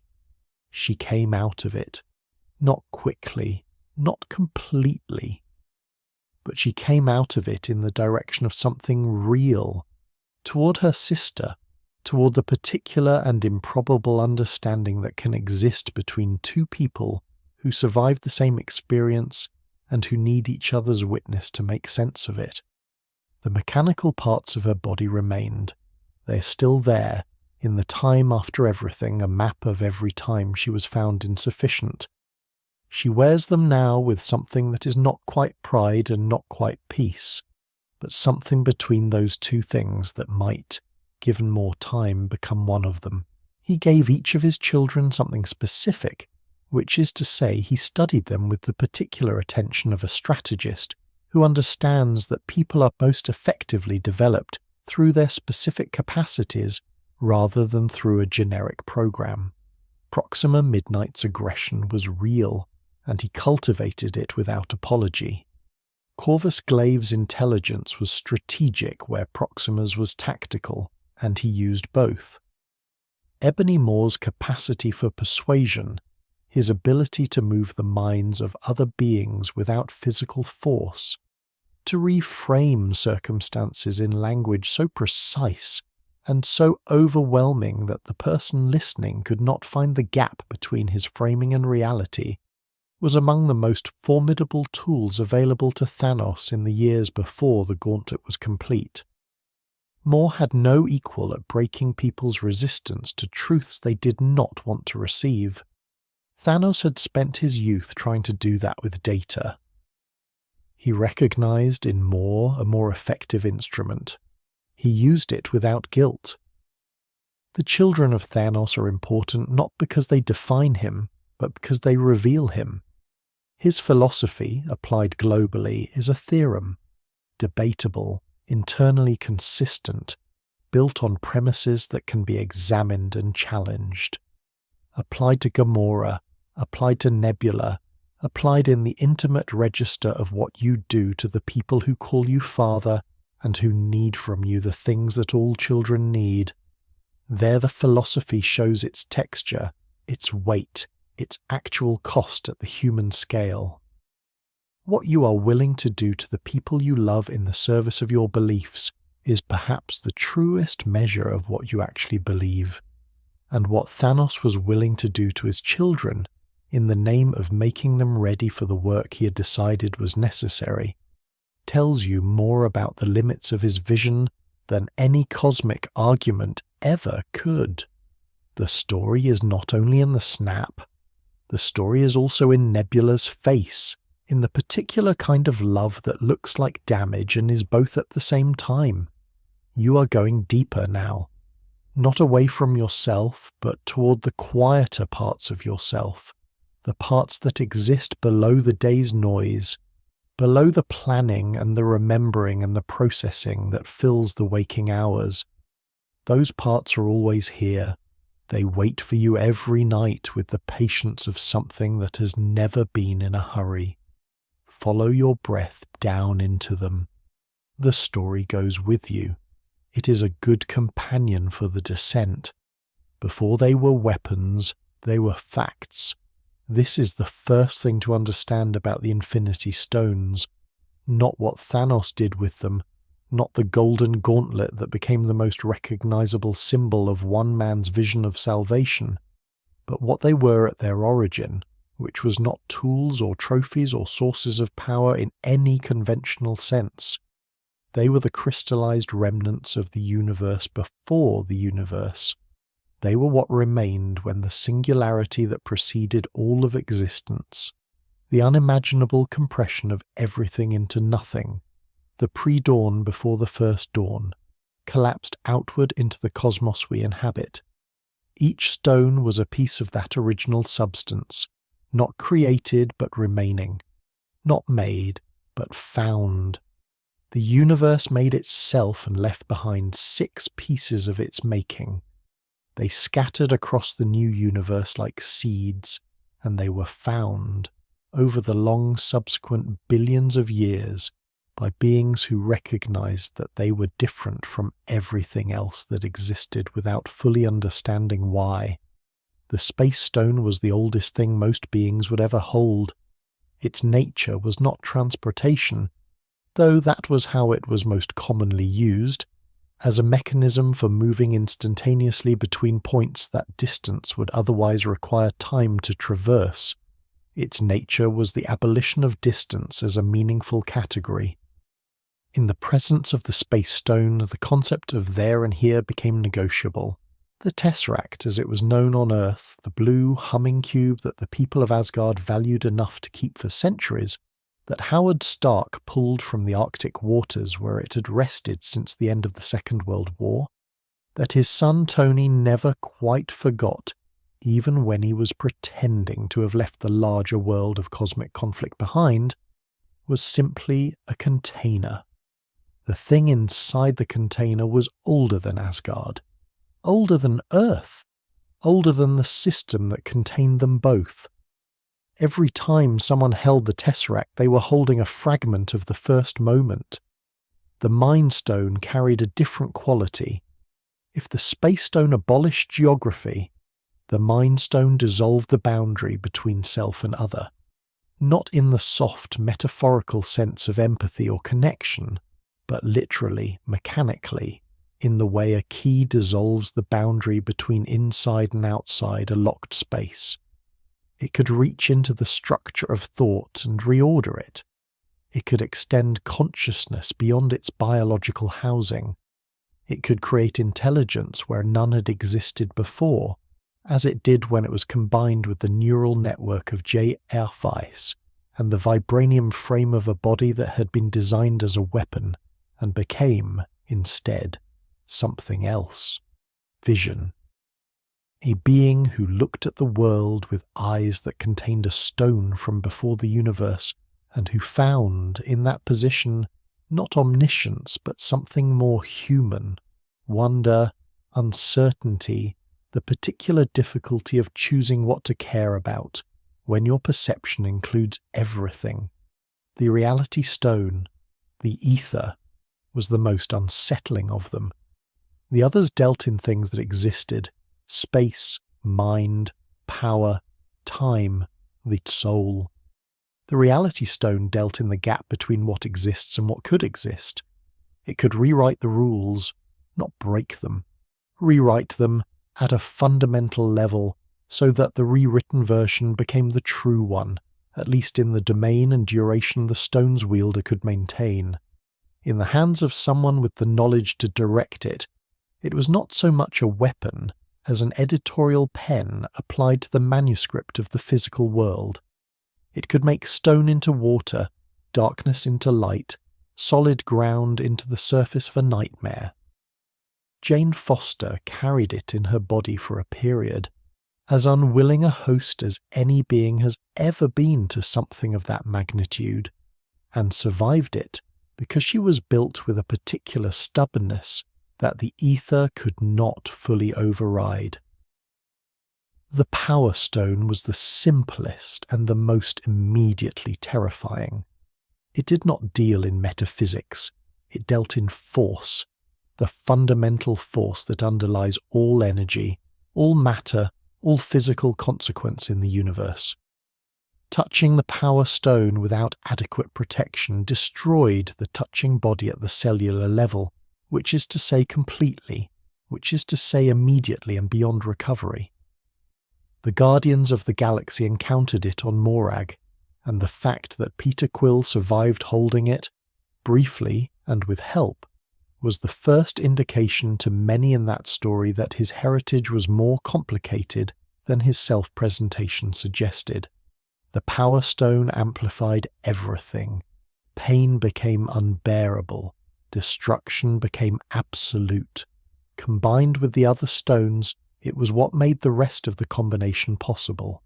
It was the engine in a machine that the other stones gave direction. Sit with the stones for a moment. 6 artifacts, each one governing a dimension of reality at so fundamental a level that the universe we inhabit is, in a real sense, built from their properties: space, mind, reality, power, time, soul. Everything that is, everything that could be, everything that has been and will be, is accounted for in those 6 words. The stones did not become important when beings started fighting over them. They were always important. They were important before there was anyone to recognize their importance. The universe built its own keys and scattered them, and then everything that grew in the universe spent billions of years finding them, one by one, and discovering what they unlocked. The Time Stone, the Eye of Agamotto, as it was known in the mystical tradition that had protected it for millennia, resided in Kamartaj, kept by the Sorcerer Supreme. The Ancient One had held the position for so long that the institution had essentially become identical with her person. She understood the Time Stone not as a weapon, but as a responsibility of a specific and vertiginous kind, the responsibility of holding access to every moment that had ever happened and every moment that had not yet arrived, and using that access with sufficient restraint that the timeline remained coherent rather than fracturing into the catastrophic proliferation of divergent possibilities that its misuse would produce. Stephen Strange inherited it in the way that understudies inherit roles, suddenly, under circumstances that did not allow for adequate preparation, in the middle of something that was already in motion. He wore it around his neck into battle on Titan, and spent the moments before the fighting began watching 14 million possible futures, searching for the one in which they won. He found one. The finding of it cost him something he could not fully articulate, because the nature of what you see when you see 14 million futures simultaneously, all the defeats, all the variations of loss, all the small moments of almost that ripple through the multiverse of possibility, is not something the human mind processes cleanly. He sat with it. He sat with the knowledge of what the one successful future required and of what it would cost the people around him, and he chose not to share that knowledge because sharing it would have changed what the people around him would do, and what they would do in ignorance was, in the one future that worked, exactly what was needed. He raised one finger to Tony Stark near the end, and Tony understood. That understanding, that the gesture carried information that the future Strange had seen required the specific sacrifice that Tony would go on to make, was the most compressed and consequential act of communication in the entire story. The Soul Stone was different from all the others. The others had histories. They had been held, stolen, contained, studied, used, feared, and occasionally worshipped by beings who encountered them across the long span of cosmic time. The Soul Stone waited. It had been on Vormir for as long as the records extended, guarded by a being who served as its herald in a particularly terrible form of penance. The Soul Stone demanded something. It did not yield to intelligence or strength or the completion of some physical trial or the alignment of any set of cosmic conditions. It yielded only to sacrifice. Not symbolic sacrifice, not the sacrifice of comfort or pride, or the things we give up in the ordinary negotiations of living with other people. The sacrifice of what you loved most, the irreversible one, the one that cannot be taken back or bargained around or survived by the thing sacrificed. Thanos understood this when he arrived on Vormir. He understood it before the explanation was complete. You can see the understanding in the stillness that comes over him. Not the stillness of shock, but the stillness of someone receiving information they had already, at some level, prepared for. The arithmetic of the Soul Stone was not so different from the arithmetic of everything else he'd been doing. Every gain had a cost. The cost here was the specific one he would have given anything to avoid paying.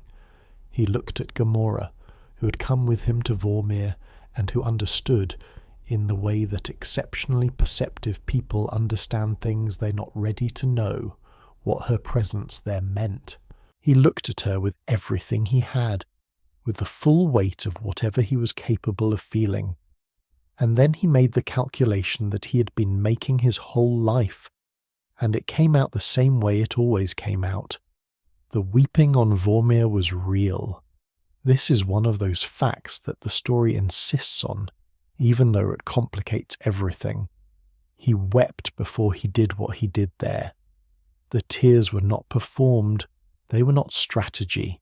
They were the authentic expression of a being who loved something and was about to destroy it in service of something he loved more. Not more personally, not more warmly, but at a larger scale, in a calculation that had been running for decades, and that now, in this specific moment on this specific cliff, demanded its conclusion. The weeping changed nothing about what he did.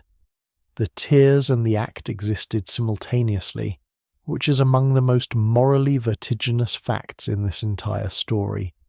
The stones were not, in the original cosmic architecture, meant to be united. This is the detail that the guardians of ancient knowledge across the galaxy agreed on most consistently, that the separation of the stones was not an accident of their scattering but a structural feature of what they were. Each stone governing its dimension in isolation was simply a fact of existence, a property of the universe operating normally. The stones in combination were something else, a concentration of foundational power that the universe had not been designed to experience in a single location, directed by a single will.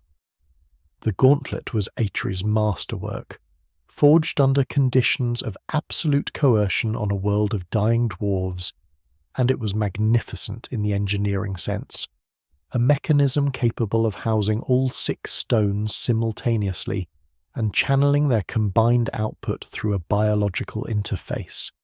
But it was not natural. Nothing about what Thanos intended was natural. It was an act of total imposition on a universe that had distributed its most fundamental energies across 6 separate resting places for a reason, and the cost of that imposition was felt in the gauntlet's destruction, and in the arm that held it, and in the things the arm did. There are many ways to be wrong. There are intellectual errors, and there are moral errors, and there are the special category of errors that are moral errors dressed in the language of intellectual ones. Conclusions that feel like logic, but are built on premises that were never examined because examining them would have required the examiner to question something foundational about themselves. Thanos made that kind of error. He had decided that he had the right to make the calculation, to weigh lives against each other, to determine what was worth what, to act as the universe's accountant without having been appointed by the universe or consented to by any of the lives he was accounting for. He had never subjected that decision to the same rigour he applied to everything else. It was the one premise he did not audit, and the weeping on Vormir, real as it was, did not change that. Let the weight of that rest where it rests. Let your breath carry it. The gauntlet is almost complete. Your body is heavier now than it was at the beginning of this hour. That is the body's wisdom. It has been releasing its held tensions slowly, one layer at a time, and what you feel as heaviness is actually the absence of the bracing that you carry through the day without noticing. Let it go a little further. Breathe out with intention, not forcefully, but fully, the way you breathe when you are finally home. The story is near its centre now. The next pages will be the turning. He stood on the surface of Titan, his Titan, the ruined version, the one that had fulfilled the projection he had spent his life trying to prevent, with the completed gauntlet on his left hand and the knowledge of what he intended to do with it. The world beneath his feet was the clearest possible demonstration of his entire argument, in the way that only a destroyed thing can demonstrate what happens in the absence of intervention. He'd come home in the worst possible sense, to the place that proved him right. The towers were gone, the voice of the world was gone, the amber afternoons were gone. What remained was geology. The same pale stone, indifferent and patient, stripped of everything the civilization had built on it. The meeting that occurred there was not what any of the people on either side of it had prepared for, including the people who had prepared for years. Tony Stark was there, and everything about his presence on that battleground was the product of a preparation that had begun not with strategy or intelligence gathering, but with a dream that had woken him from sleep years before, that had left him with an image of the destroyed Earth and a small face looking up at him, that had lodged itself in his chest as a certainty he could not justify to Pepper, or to himself but could not dismiss. Something was coming. He would be at the centre of it. He needed to be ready. The dream had been right about all 3 things.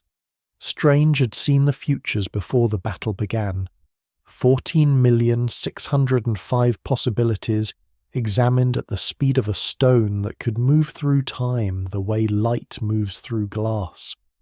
He had emerged from that examination with one fact and no details, one future in which they won.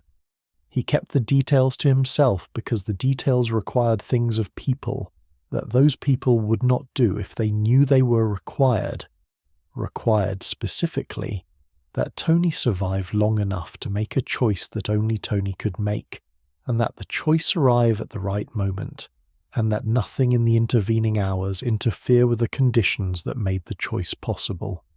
He watched the battle knowing what he knew.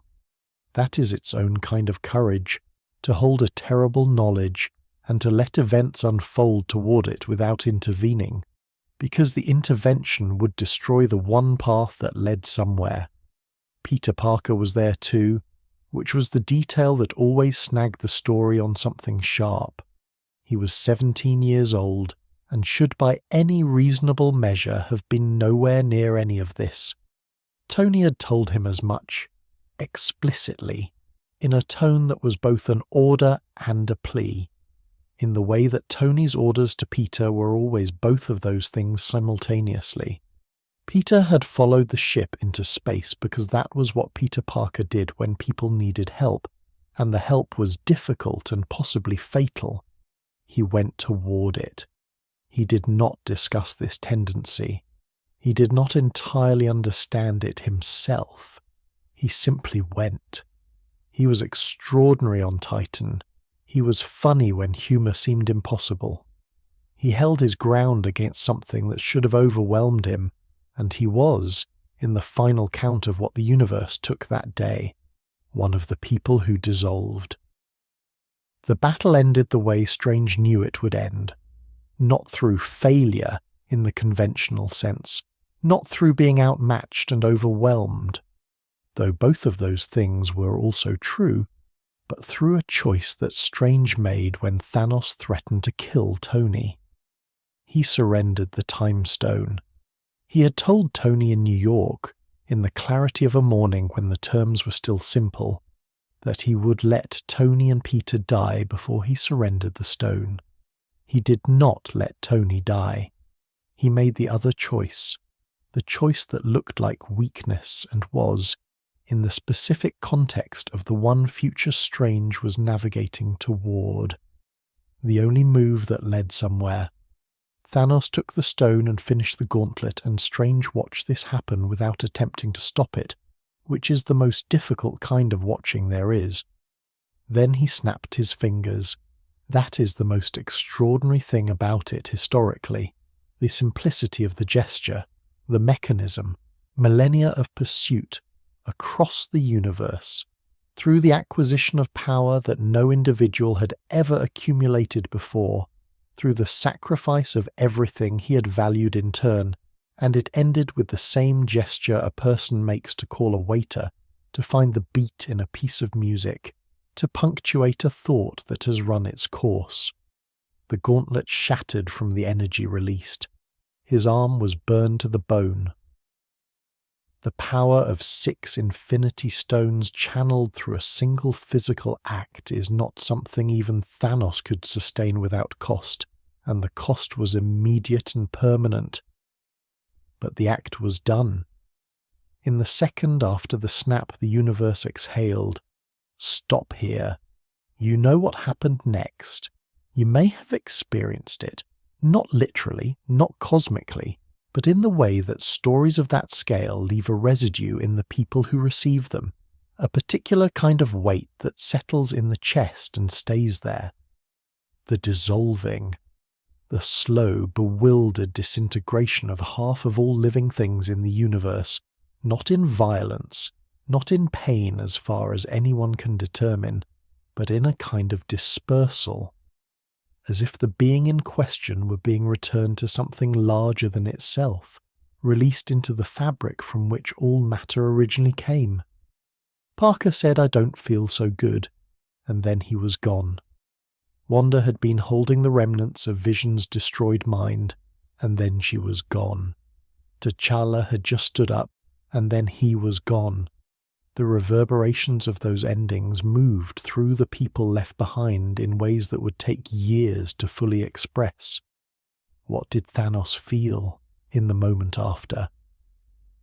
He found himself briefly in a place that was not a place, an orange-tinted space, a threshold between the before and the after that existed outside the physical universe, where a child stood watching him. Gamora as she had been when he first took her from Zen Hobury. The orange light surrounded them both. He asked her, in whatever that space was, whether he'd done it. She said yes. He asked what it had cost. She said everything. He woke from that vision. A vision is what it was, into a different universe than the one he had entered. The gauntlet was destroyed. His arm was destroyed. Gamora was gone. The job was done. He watched a sunrise on a world far from the battle. And this image, whatever you think of the man who inhabited it, carries a specific quality of aftermath that is worth sitting with. Not triumph, not the posture of a conqueror who has won a contest. Something quieter and more ambiguous. The rest of a man who has done the thing he believed he had to do, and who is now without the forward momentum that the doing of it had provided for decades. The project is complete. The purpose is fulfilled. The person who has organized themselves entirely around a project and then completed it faces a particular and unfamiliar emptiness. He was at rest in the orange light of a foreign sunrise, wearing the ruin of the greatest weapon ever assembled. He was also, if you look at his face in that moment, something closer to alone than he had ever been. The people left behind did not rest. This is the other side of the coin, the side that his calculation did not account for. 5 years passed on Earth, and in those 5 years the people who remained carried the weight of the half that was gone. Not as an abstraction, not as a demographic statistic, but as the specific daily weight of specific absences. Steve Rogers ran support groups in church basements, listening to the people who came to them describe the particular texture of their loss. Natasha Romanoff sat at the head of a conference table at an empty compound and managed the remnants of a network that had once been planetary in scope. Thor retreated into a grief so profound it rebuilt him physically. Not weakness exactly, but the body's expression of a mind that had stopped fighting its loss and simply absorbed it, the way the sea absorbs things. Tony built a cabin and a life and a daughter and tried, with genuine effort, to be done with the larger world. He was not done with the larger world. He knew, in the place where he kept the things he could not resolve, that he was not done. Pause in those 5 years for a moment. Let them be real. Not as set-up, not as the infrastructure for the reversal that followed, but as an experience in themselves. 5 years of a universe configured by one decision. 5 years in which the consequences of that decision were lived by the beings it was supposed to benefit. Thanos had calculated for the reduction, but not for this. For the quality of the silence that follows removal. For the fact that absence is not neutral. For the way that losing half of everything is not the same as having half of everything. Grief does not scale the way resources scale. You cannot distribute it into efficiency. You cannot manage it into rationality. It goes where it goes, and it stays as long as it stays, and the people carrying it do not, in the experience of carrying it, feel like beneficiaries of a merciful recalibration. The battle itself had a quality that the people who survived it struggled to describe afterward, not because it was beyond description, but because description requires a stable relationship to time, and the battle on Titan was not conducted in stable time. There were moments of enormous compression, things happening so quickly that the participants could only reconstruct them after the fact, from the evidence of their bodies, and the positions they found themselves in. There were also moments of strange stillness, pauses in the action that lasted seconds but carried the weight of much longer durations. In those pauses, Strange watched Thanos with the attention of someone reading a text they have already read, recognizing the shapes, but waiting for the specific moment the text had marked. The moment always came. Strange always recognized it, and he always let it pass in the direction the one future required. What the story tells us about those 5 years is not that Thanos was wrong about the numbers. It is that the numbers were never the whole story. Half of all life eliminated, more resources for those who remained, the calculation correct on its own terms. And still, in a cabin on a lake, a man who could not sleep was looking at a photograph and thinking about a formula that might allow time travel through the quantum realm, because the thing about grief, the thing that Thanos, with all his centuries of studying civilizations and their failure modes, had not accounted for, is that it does not submit to the efficiency of the solution that caused it. Grief has its own arithmetic, and grief's arithmetic said, "Try again. You're very close to sleep now. Some part of you may already be there, that threshold place where the story becomes texture rather than information, where the images begin to blend and the distinctions between what is told and what is felt soften at their edges. Let that happen. It is not a failure of attention.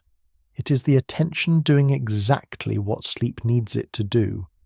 Stay with the words for as long as they reach you. Where they become dream, let them become dream. Both are fine.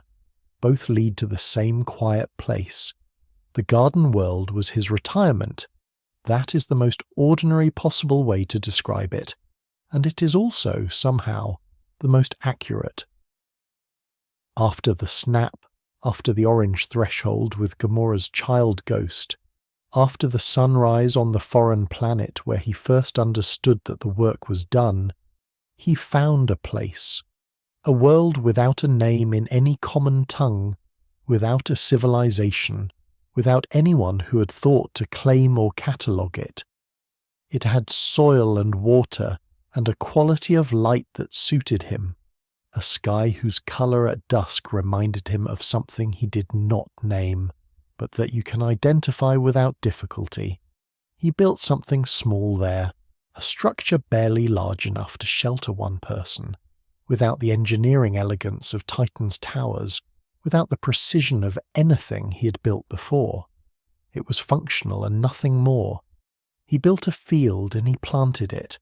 He organized his remaining days around the rhythms of growing things. He destroyed the stones 3 weeks after the snap. This detail tends to get lost in the larger mythology, perhaps because it does not have the dramatic quality of the snap itself, does not carry the visual weight of a purple fist closing around 6 simultaneous colours of impossible energy. But it is essential to understanding his state of mind in those final weeks, and essential to understanding the depth of his commitment to what he had done. He had used the stones a second time, not to unmake what the snap had done, not in any direction that reversed or altered the outcome, but to unmake the stones themselves, to reduce them to something inert, something that could not be wielded again, something that closed the possibility of a reversal as completely as he could close it. It was the last act of his mission. It cost him the remaining functional capacity of his left arm, which had already been compromised beyond recovery by the first use. He sat with the aftermath of it in the same stillness he had sat with everything else. The physical cost of the 2 stone uses is worth considering at some length, because it challenges the mythology of Thanos as an invulnerable being, a force of nature that operates beyond the ordinary constraints of embodiment. He was not beyond those constraints. The stones had burned through him in ways that nothing could repair, had damaged him at a level that his Titan-born resilience could absorb but not undo. The arm was a ruin. The strength that had made him, across all those wandering decades, nearly impossible to physically overcome, was diminished. Not eliminated, but changed in the way that things are changed when they've been pushed past their limit and have survived but carry the passing with them. He was not the same body that had stood on Titan with the gauntlet. That body had given what it had. What remained was older, smaller in the specific sense that the diminished have of occupying less space than they once did. Thor arrived with Rocket and Nebula 23 days after the snap. The logistics of finding him involved Nebula in a way that the story rarely lingers on. She still carried, in her mechanical systems, the remnants of the network connection that Thanos had built into her during her years of training. A father who had wired his daughter as an instrument, and who had not, or had not been able to, or had not thought to, remove that wiring when she departed. She was the mechanism by which his location was known. She was also one of the three beings who came to end him. If he was aware of the particular irony in that the daughter he had modified most extensively was the one whose modifications made his death possible. The garden world gives no indication. He was sitting in the field when they arrived. The man they found was not the man the mythology describes, not the armoured titan of the Titan battle, not the being who had absorbed the combined assault of the Avengers and the Guardians of the Galaxy, and remained standing through it. He was a man who had used the stones twice in 3 weeks, and whose body had paid proportionally. He was thin. He was still. He was sitting in his garden in the manner of someone who has quite deliberately reduced his life to its simplest possible form, to the cultivation of what grows, to the observation of what the light does at different hours of the day, to the particular kind of thinking that is available to a person who no longer has a project. He was, by any observable measure, finished, not in defeat, in completion. He told them the stones were gone. He told them there was no way to reverse what had been done.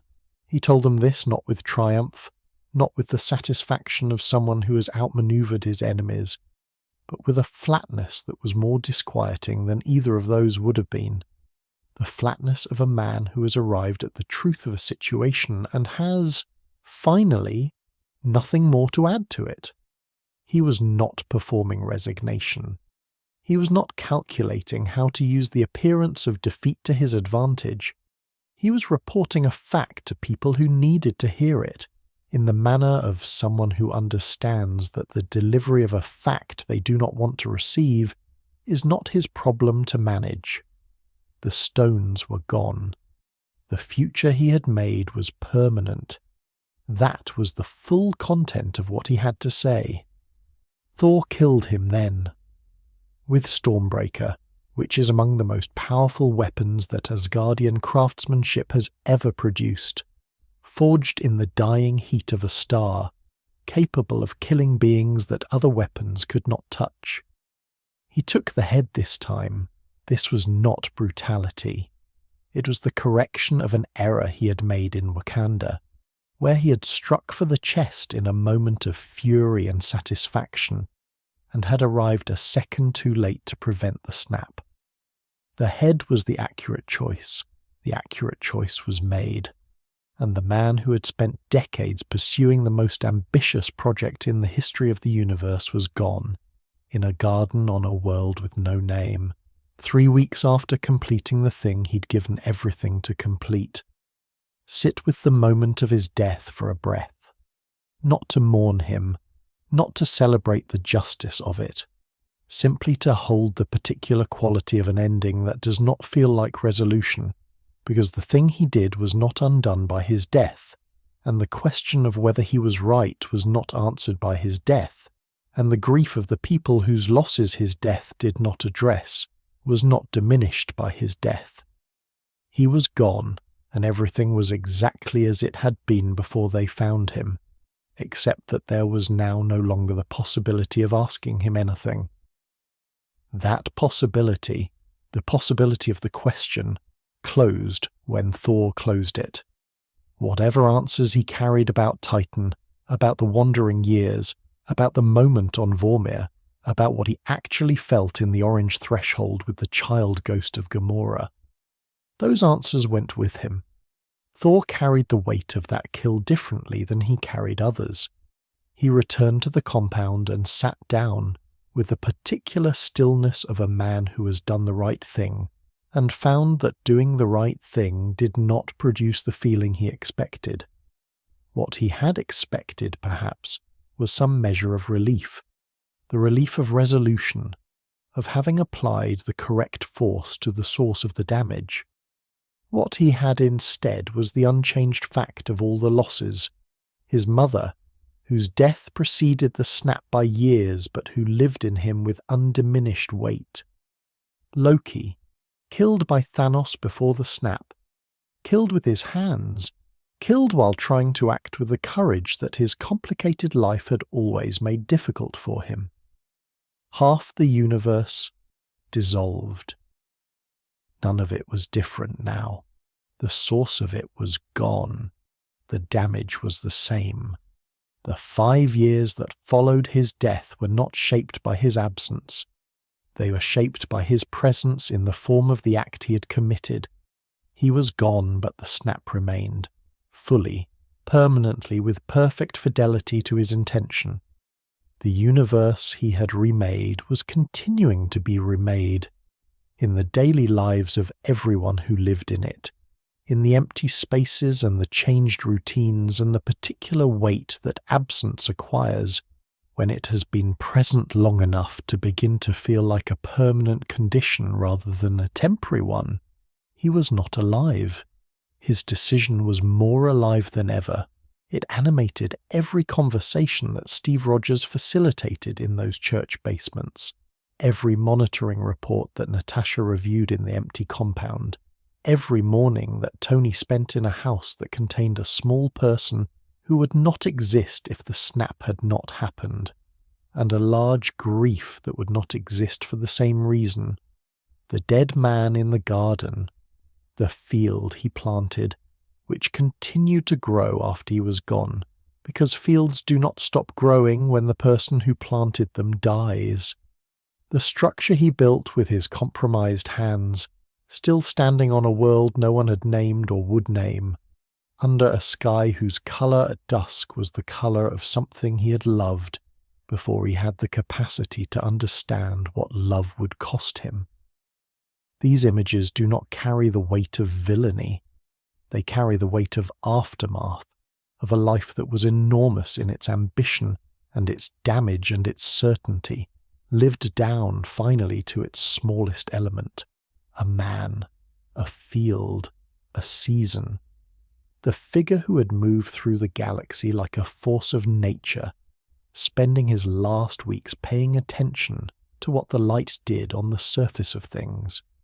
There is something in that reduction that the story does not entirely know what to do with. Let it be something you simply notice, without requiring it to become a conclusion. The garden itself deserves attention, not as symbol, though it is available as symbol, but as a specific fact of his final weeks. He grew things. He chose what to plant with the same methodical attention he brought to everything, selecting varieties suited to the soil and the light cycle of the unnamed world.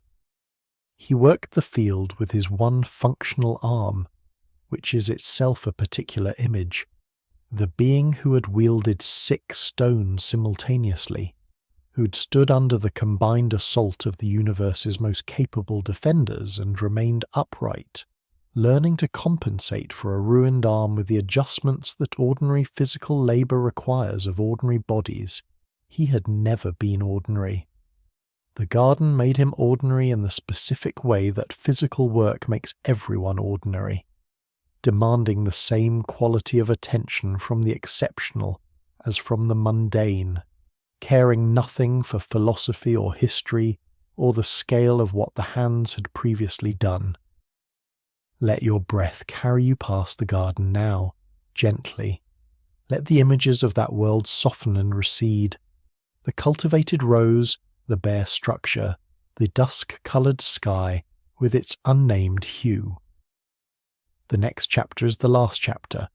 It is a chapter about reversal, about the courage required to attempt what cannot be attempted, about 5 years of sitting with an impossible weight and then deciding, stubbornly, imperfectly together, to try anyway. The story has one more thing to show you. Follow your breath there. The quiet is very deep now, and the depth is safe. You are almost there. The place your body has been moving toward through this whole long hour. The place where the story becomes texture rather than information, where the words no longer need to be followed but simply heard. The way you hear rain when you have already accepted the weather and closed your eyes. Let yourself arrive there now. Breathe out slowly. Let the remaining tension go where it goes. The story has one more thing to show you, and then it will release you to the dark, to the deep, to the long undisturbed rest that is already waiting on the other side of the next breath. The rat was not part of anyone's plan. This is worth holding on to. The fact that the mechanism for undoing the greatest act of individual will the universe had ever witnessed was not engineered by a genius in a workshop or unlocked by a mystic studying forbidden texts or activated by a weapon designed for exactly this purpose. It was a rat, moving through an impound lot in San Francisco on an otherwise unremarkable afternoon, stepping on the controls of a van that had been sitting untouched for 5 years, accidentally releasing the man inside it from the quantum realm where he'd been waiting in a temporal pocket that felt, from inside, like about 5 hours. Scott Lang emerged into a world that had aged 5 years while he had not, and he stood in that parking lot and looked at the missing persons posters and understood, before he had the full information, what had happened in his absence. He drove to the compound. He had an idea. And the idea, when he finally got in front of the right people and articulated it, was the most important sentence spoken in those 5 years.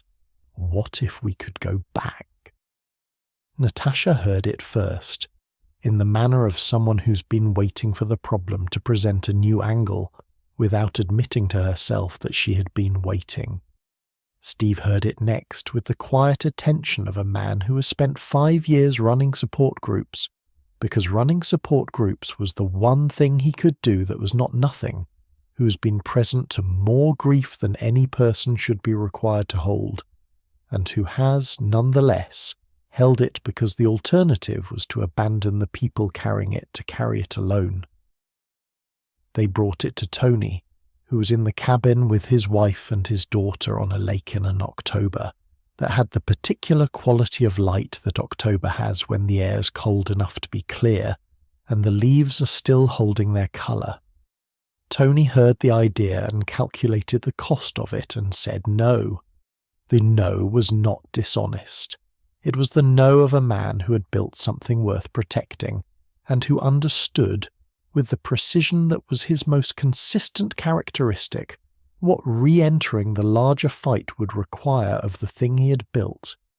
His daughter was 4 years old and called him Daddy, and reached for his hand when she wanted to cross the street, and the weight of that, the specific, unrepeatable weight of that particular hand in his particular hand, was something he had not had before the snap, and had only by surviving it, and he was not willing to trade it away on a theory. He took Scott's quantum equations and worked them by himself in the workshop, in the way that he processed difficult things, which was to work rather than to think, to let his hands find the answer while his mind was occupied with deciding not to look for it. He found the answer. He sat with it for a while. He drove it to the compound. The time heist, as it came to be called in the shorthand of the people who executed it, was improvised in the way that the most important things tend to be improvised, with a plan that had internal logic and an execution that deviated from the plan at almost every point that mattered. They divided into teams and dispersed across time, moving through specific moments that each carried the full weight of having been lived, arriving as strangers in their own histories. Steve Rogers went to 1970 and moved through the halls of a military facility where a younger version of himself had been kept, and encountered a man who was about to become his complicated inheritance. Thor went to Asgard before the darkness, before all the specific losses that would remake him, and spoke to his mother in the last hours of her life without telling her so. She already knew. She always knew.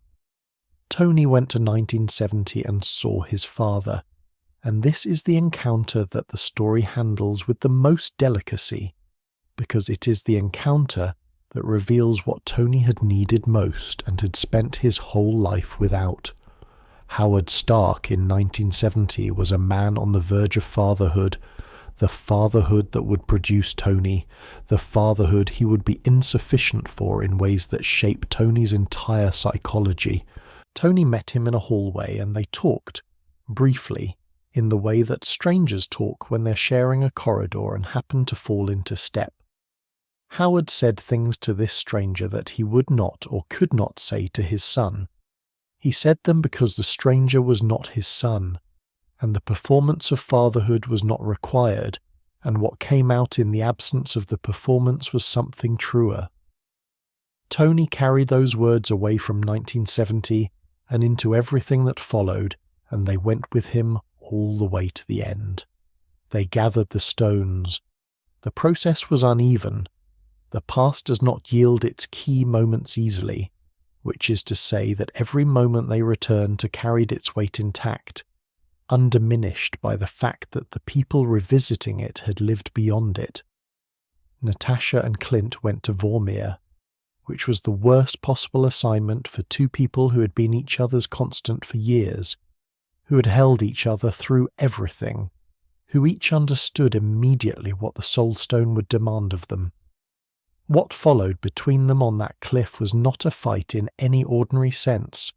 It was two people who loved each other arguing, in the most physical possible terms, about who got to be the one who didn't go home. Natasha won the argument. She had always been faster than she had any right to be, had always moved with a precision that looked like recklessness from the outside but was, from the inside, purely calculated. She went over the edge. Clint stood on the cliff with the Soul Stone in his hand and the knowledge that he would carry Vormir with him for the rest of his life. Pause here. Let her have this moment. Natasha Romanoff, who had been a weapon before she chose to be a person, who had spent the years of her formation being made into something that served other people's purposes, who'd spent the years after defecting building the record she wanted to be judged by, rather than the one she'd been given. She had wanted to be part of the family that came after, the family of the world restored, the gathering of the returned, the reunion that the time heist was designed to produce. She did not get to be part of that. She became the price of it instead. That distinction between the one who makes the reunion possible and the one who participates in it is one of the story's most honest reckonings with the cost of the things we reach for. The new snap. Bruce Banner's, because Bruce was the only one whose biology made the energy of the combined stone survivable, the only one whose gamma-irradiated constitution could withstand what the gauntlet would channel, brought everyone back. The snap happened in the compound, in the relative quiet of a moment before the past version of Thanos found them, and then the silence that followed was not silence at all, but the beginning of returns. People came back in the places they had left from, which is to say in many cases the middle of things, battles that were still ongoing, rooms where they'd been standing with people who would now have to process 5 years of grief in the space of a breath. The reversal was real. It was also partial. It restored what the snap had taken, It did not restore what death had taken by other means. Natasha was not among the returned. The Gamora who came back was a different Gamora, the one from the past, the one who had not yet made the choice to leave her father, the one who did not yet know the people who grieved her absence. Time's reversals are rarely clean. And then the past version of Thanos came, drawn by Nebula's compromised systems, the connection her father had built into her, used against him now in the other direction. He came through a time portal with his army and his certainty intact, with the plan that the future version of him had not yet revised toward restraint, but had already expanded toward annihilation.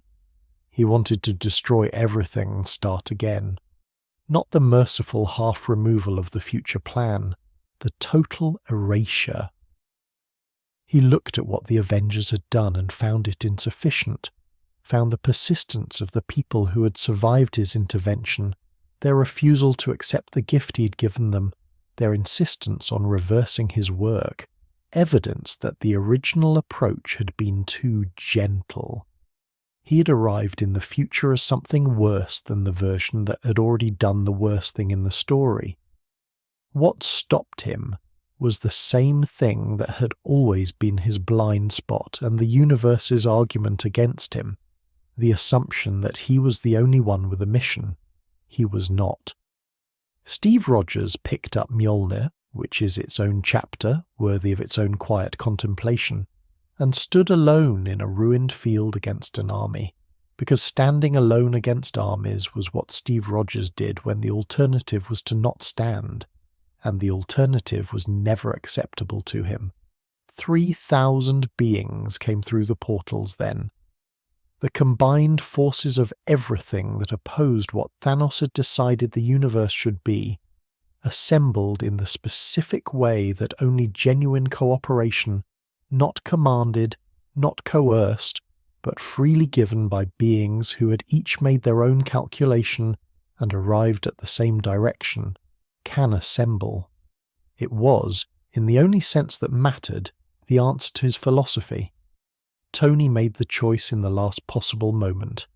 He had heard Strange's raised finger, the signal that this was the moment, the one future, the specific hinge point on which 14 million other possibilities had been balanced and discarded. He reached across the space between himself and Thanos, and took the stones from the gauntlet in the same motion that deflected Thanos' attempt to use them, and he snapped his own fingers, and Thanos' army dissolved in the manner of Thanos' own choosing, gently, completely, without pain as far as anyone could determine. Thanos sat down in the wreckage and understood, with the clarity that only final things produce, that the argument was over. He was gone moments later, dissolving like everything else he had dissolved, into whatever the stones send things when they send them away. Tony did not survive it. The energy of 6 infinity stones channeled through an unprotected human hand, through a hand that Tony had been building toward this use without knowing it, that had held and designed and built and fought and finally held this, was not survivable, and the people around him knew it before he did, and the knowing was a particular kind of grief that arrives before the loss has finished arriving. He said one last thing. It was the thing he had always said, the thing that was both a performance and an absolute truth about who he had decided to be from the moment the cave in Afghanistan had stripped away everything that wasn't essential. I am Iron Man. And then everything that he was, the genius and the arrogance and the love and the fear and the small face of a daughter who called him daddy and reached for his hand, quieted. The story of Thanos ends, as all the larger stories do, not with the monster or the titan or the philosopher or the father, but with what remains after all of those categories have exhausted themselves. A garden still growing on a world with no name. 2 daughters, one gone, One returned to a world she barely recognizes, building herself into someone the story hasn't fully written yet. A universe that had been halved and restored, and that would carry both experiences forward in its living tissue, in every being who'd been present through those years, and who remembered what absence felt like, and what return felt like, and what it meant that both were possible. No philosophy had resolved anything. No certainty had spoken the last word. The universe had continued in the direction it always continues, toward more life, more complexity, more of the irreducible, beautiful, costly mess of beings who need things and love things and refuse, in the end, to stop. Let your breath carry the story all the way out now. The amber sky of Titan, the harmonic towers, the pale stone of a civilization that had more accumulated time than it knew what to do with, and not enough of everything else. Let all of it dissolve at the edges of your awareness, the way the people dissolved, the way the past dissolves into the present every time you wake from sleep and find yourself again in the body, in the room, in the life that is specifically yours. The story has been told. The mad Titan is gone. The universe is still here, complicated and unresolved and entirely, stubbornly, extraordinarily alive. So are you. Let yourself rest in that. In the simple, extraordinary fact of still being here tonight, in the dark breathing. Sleep well. If you liked this video, let me know where in the world you're watching from and what time it is there. I'm always curious about that. And if you have a topic you would like to hear about, leave it in the comments. The next story is already waiting.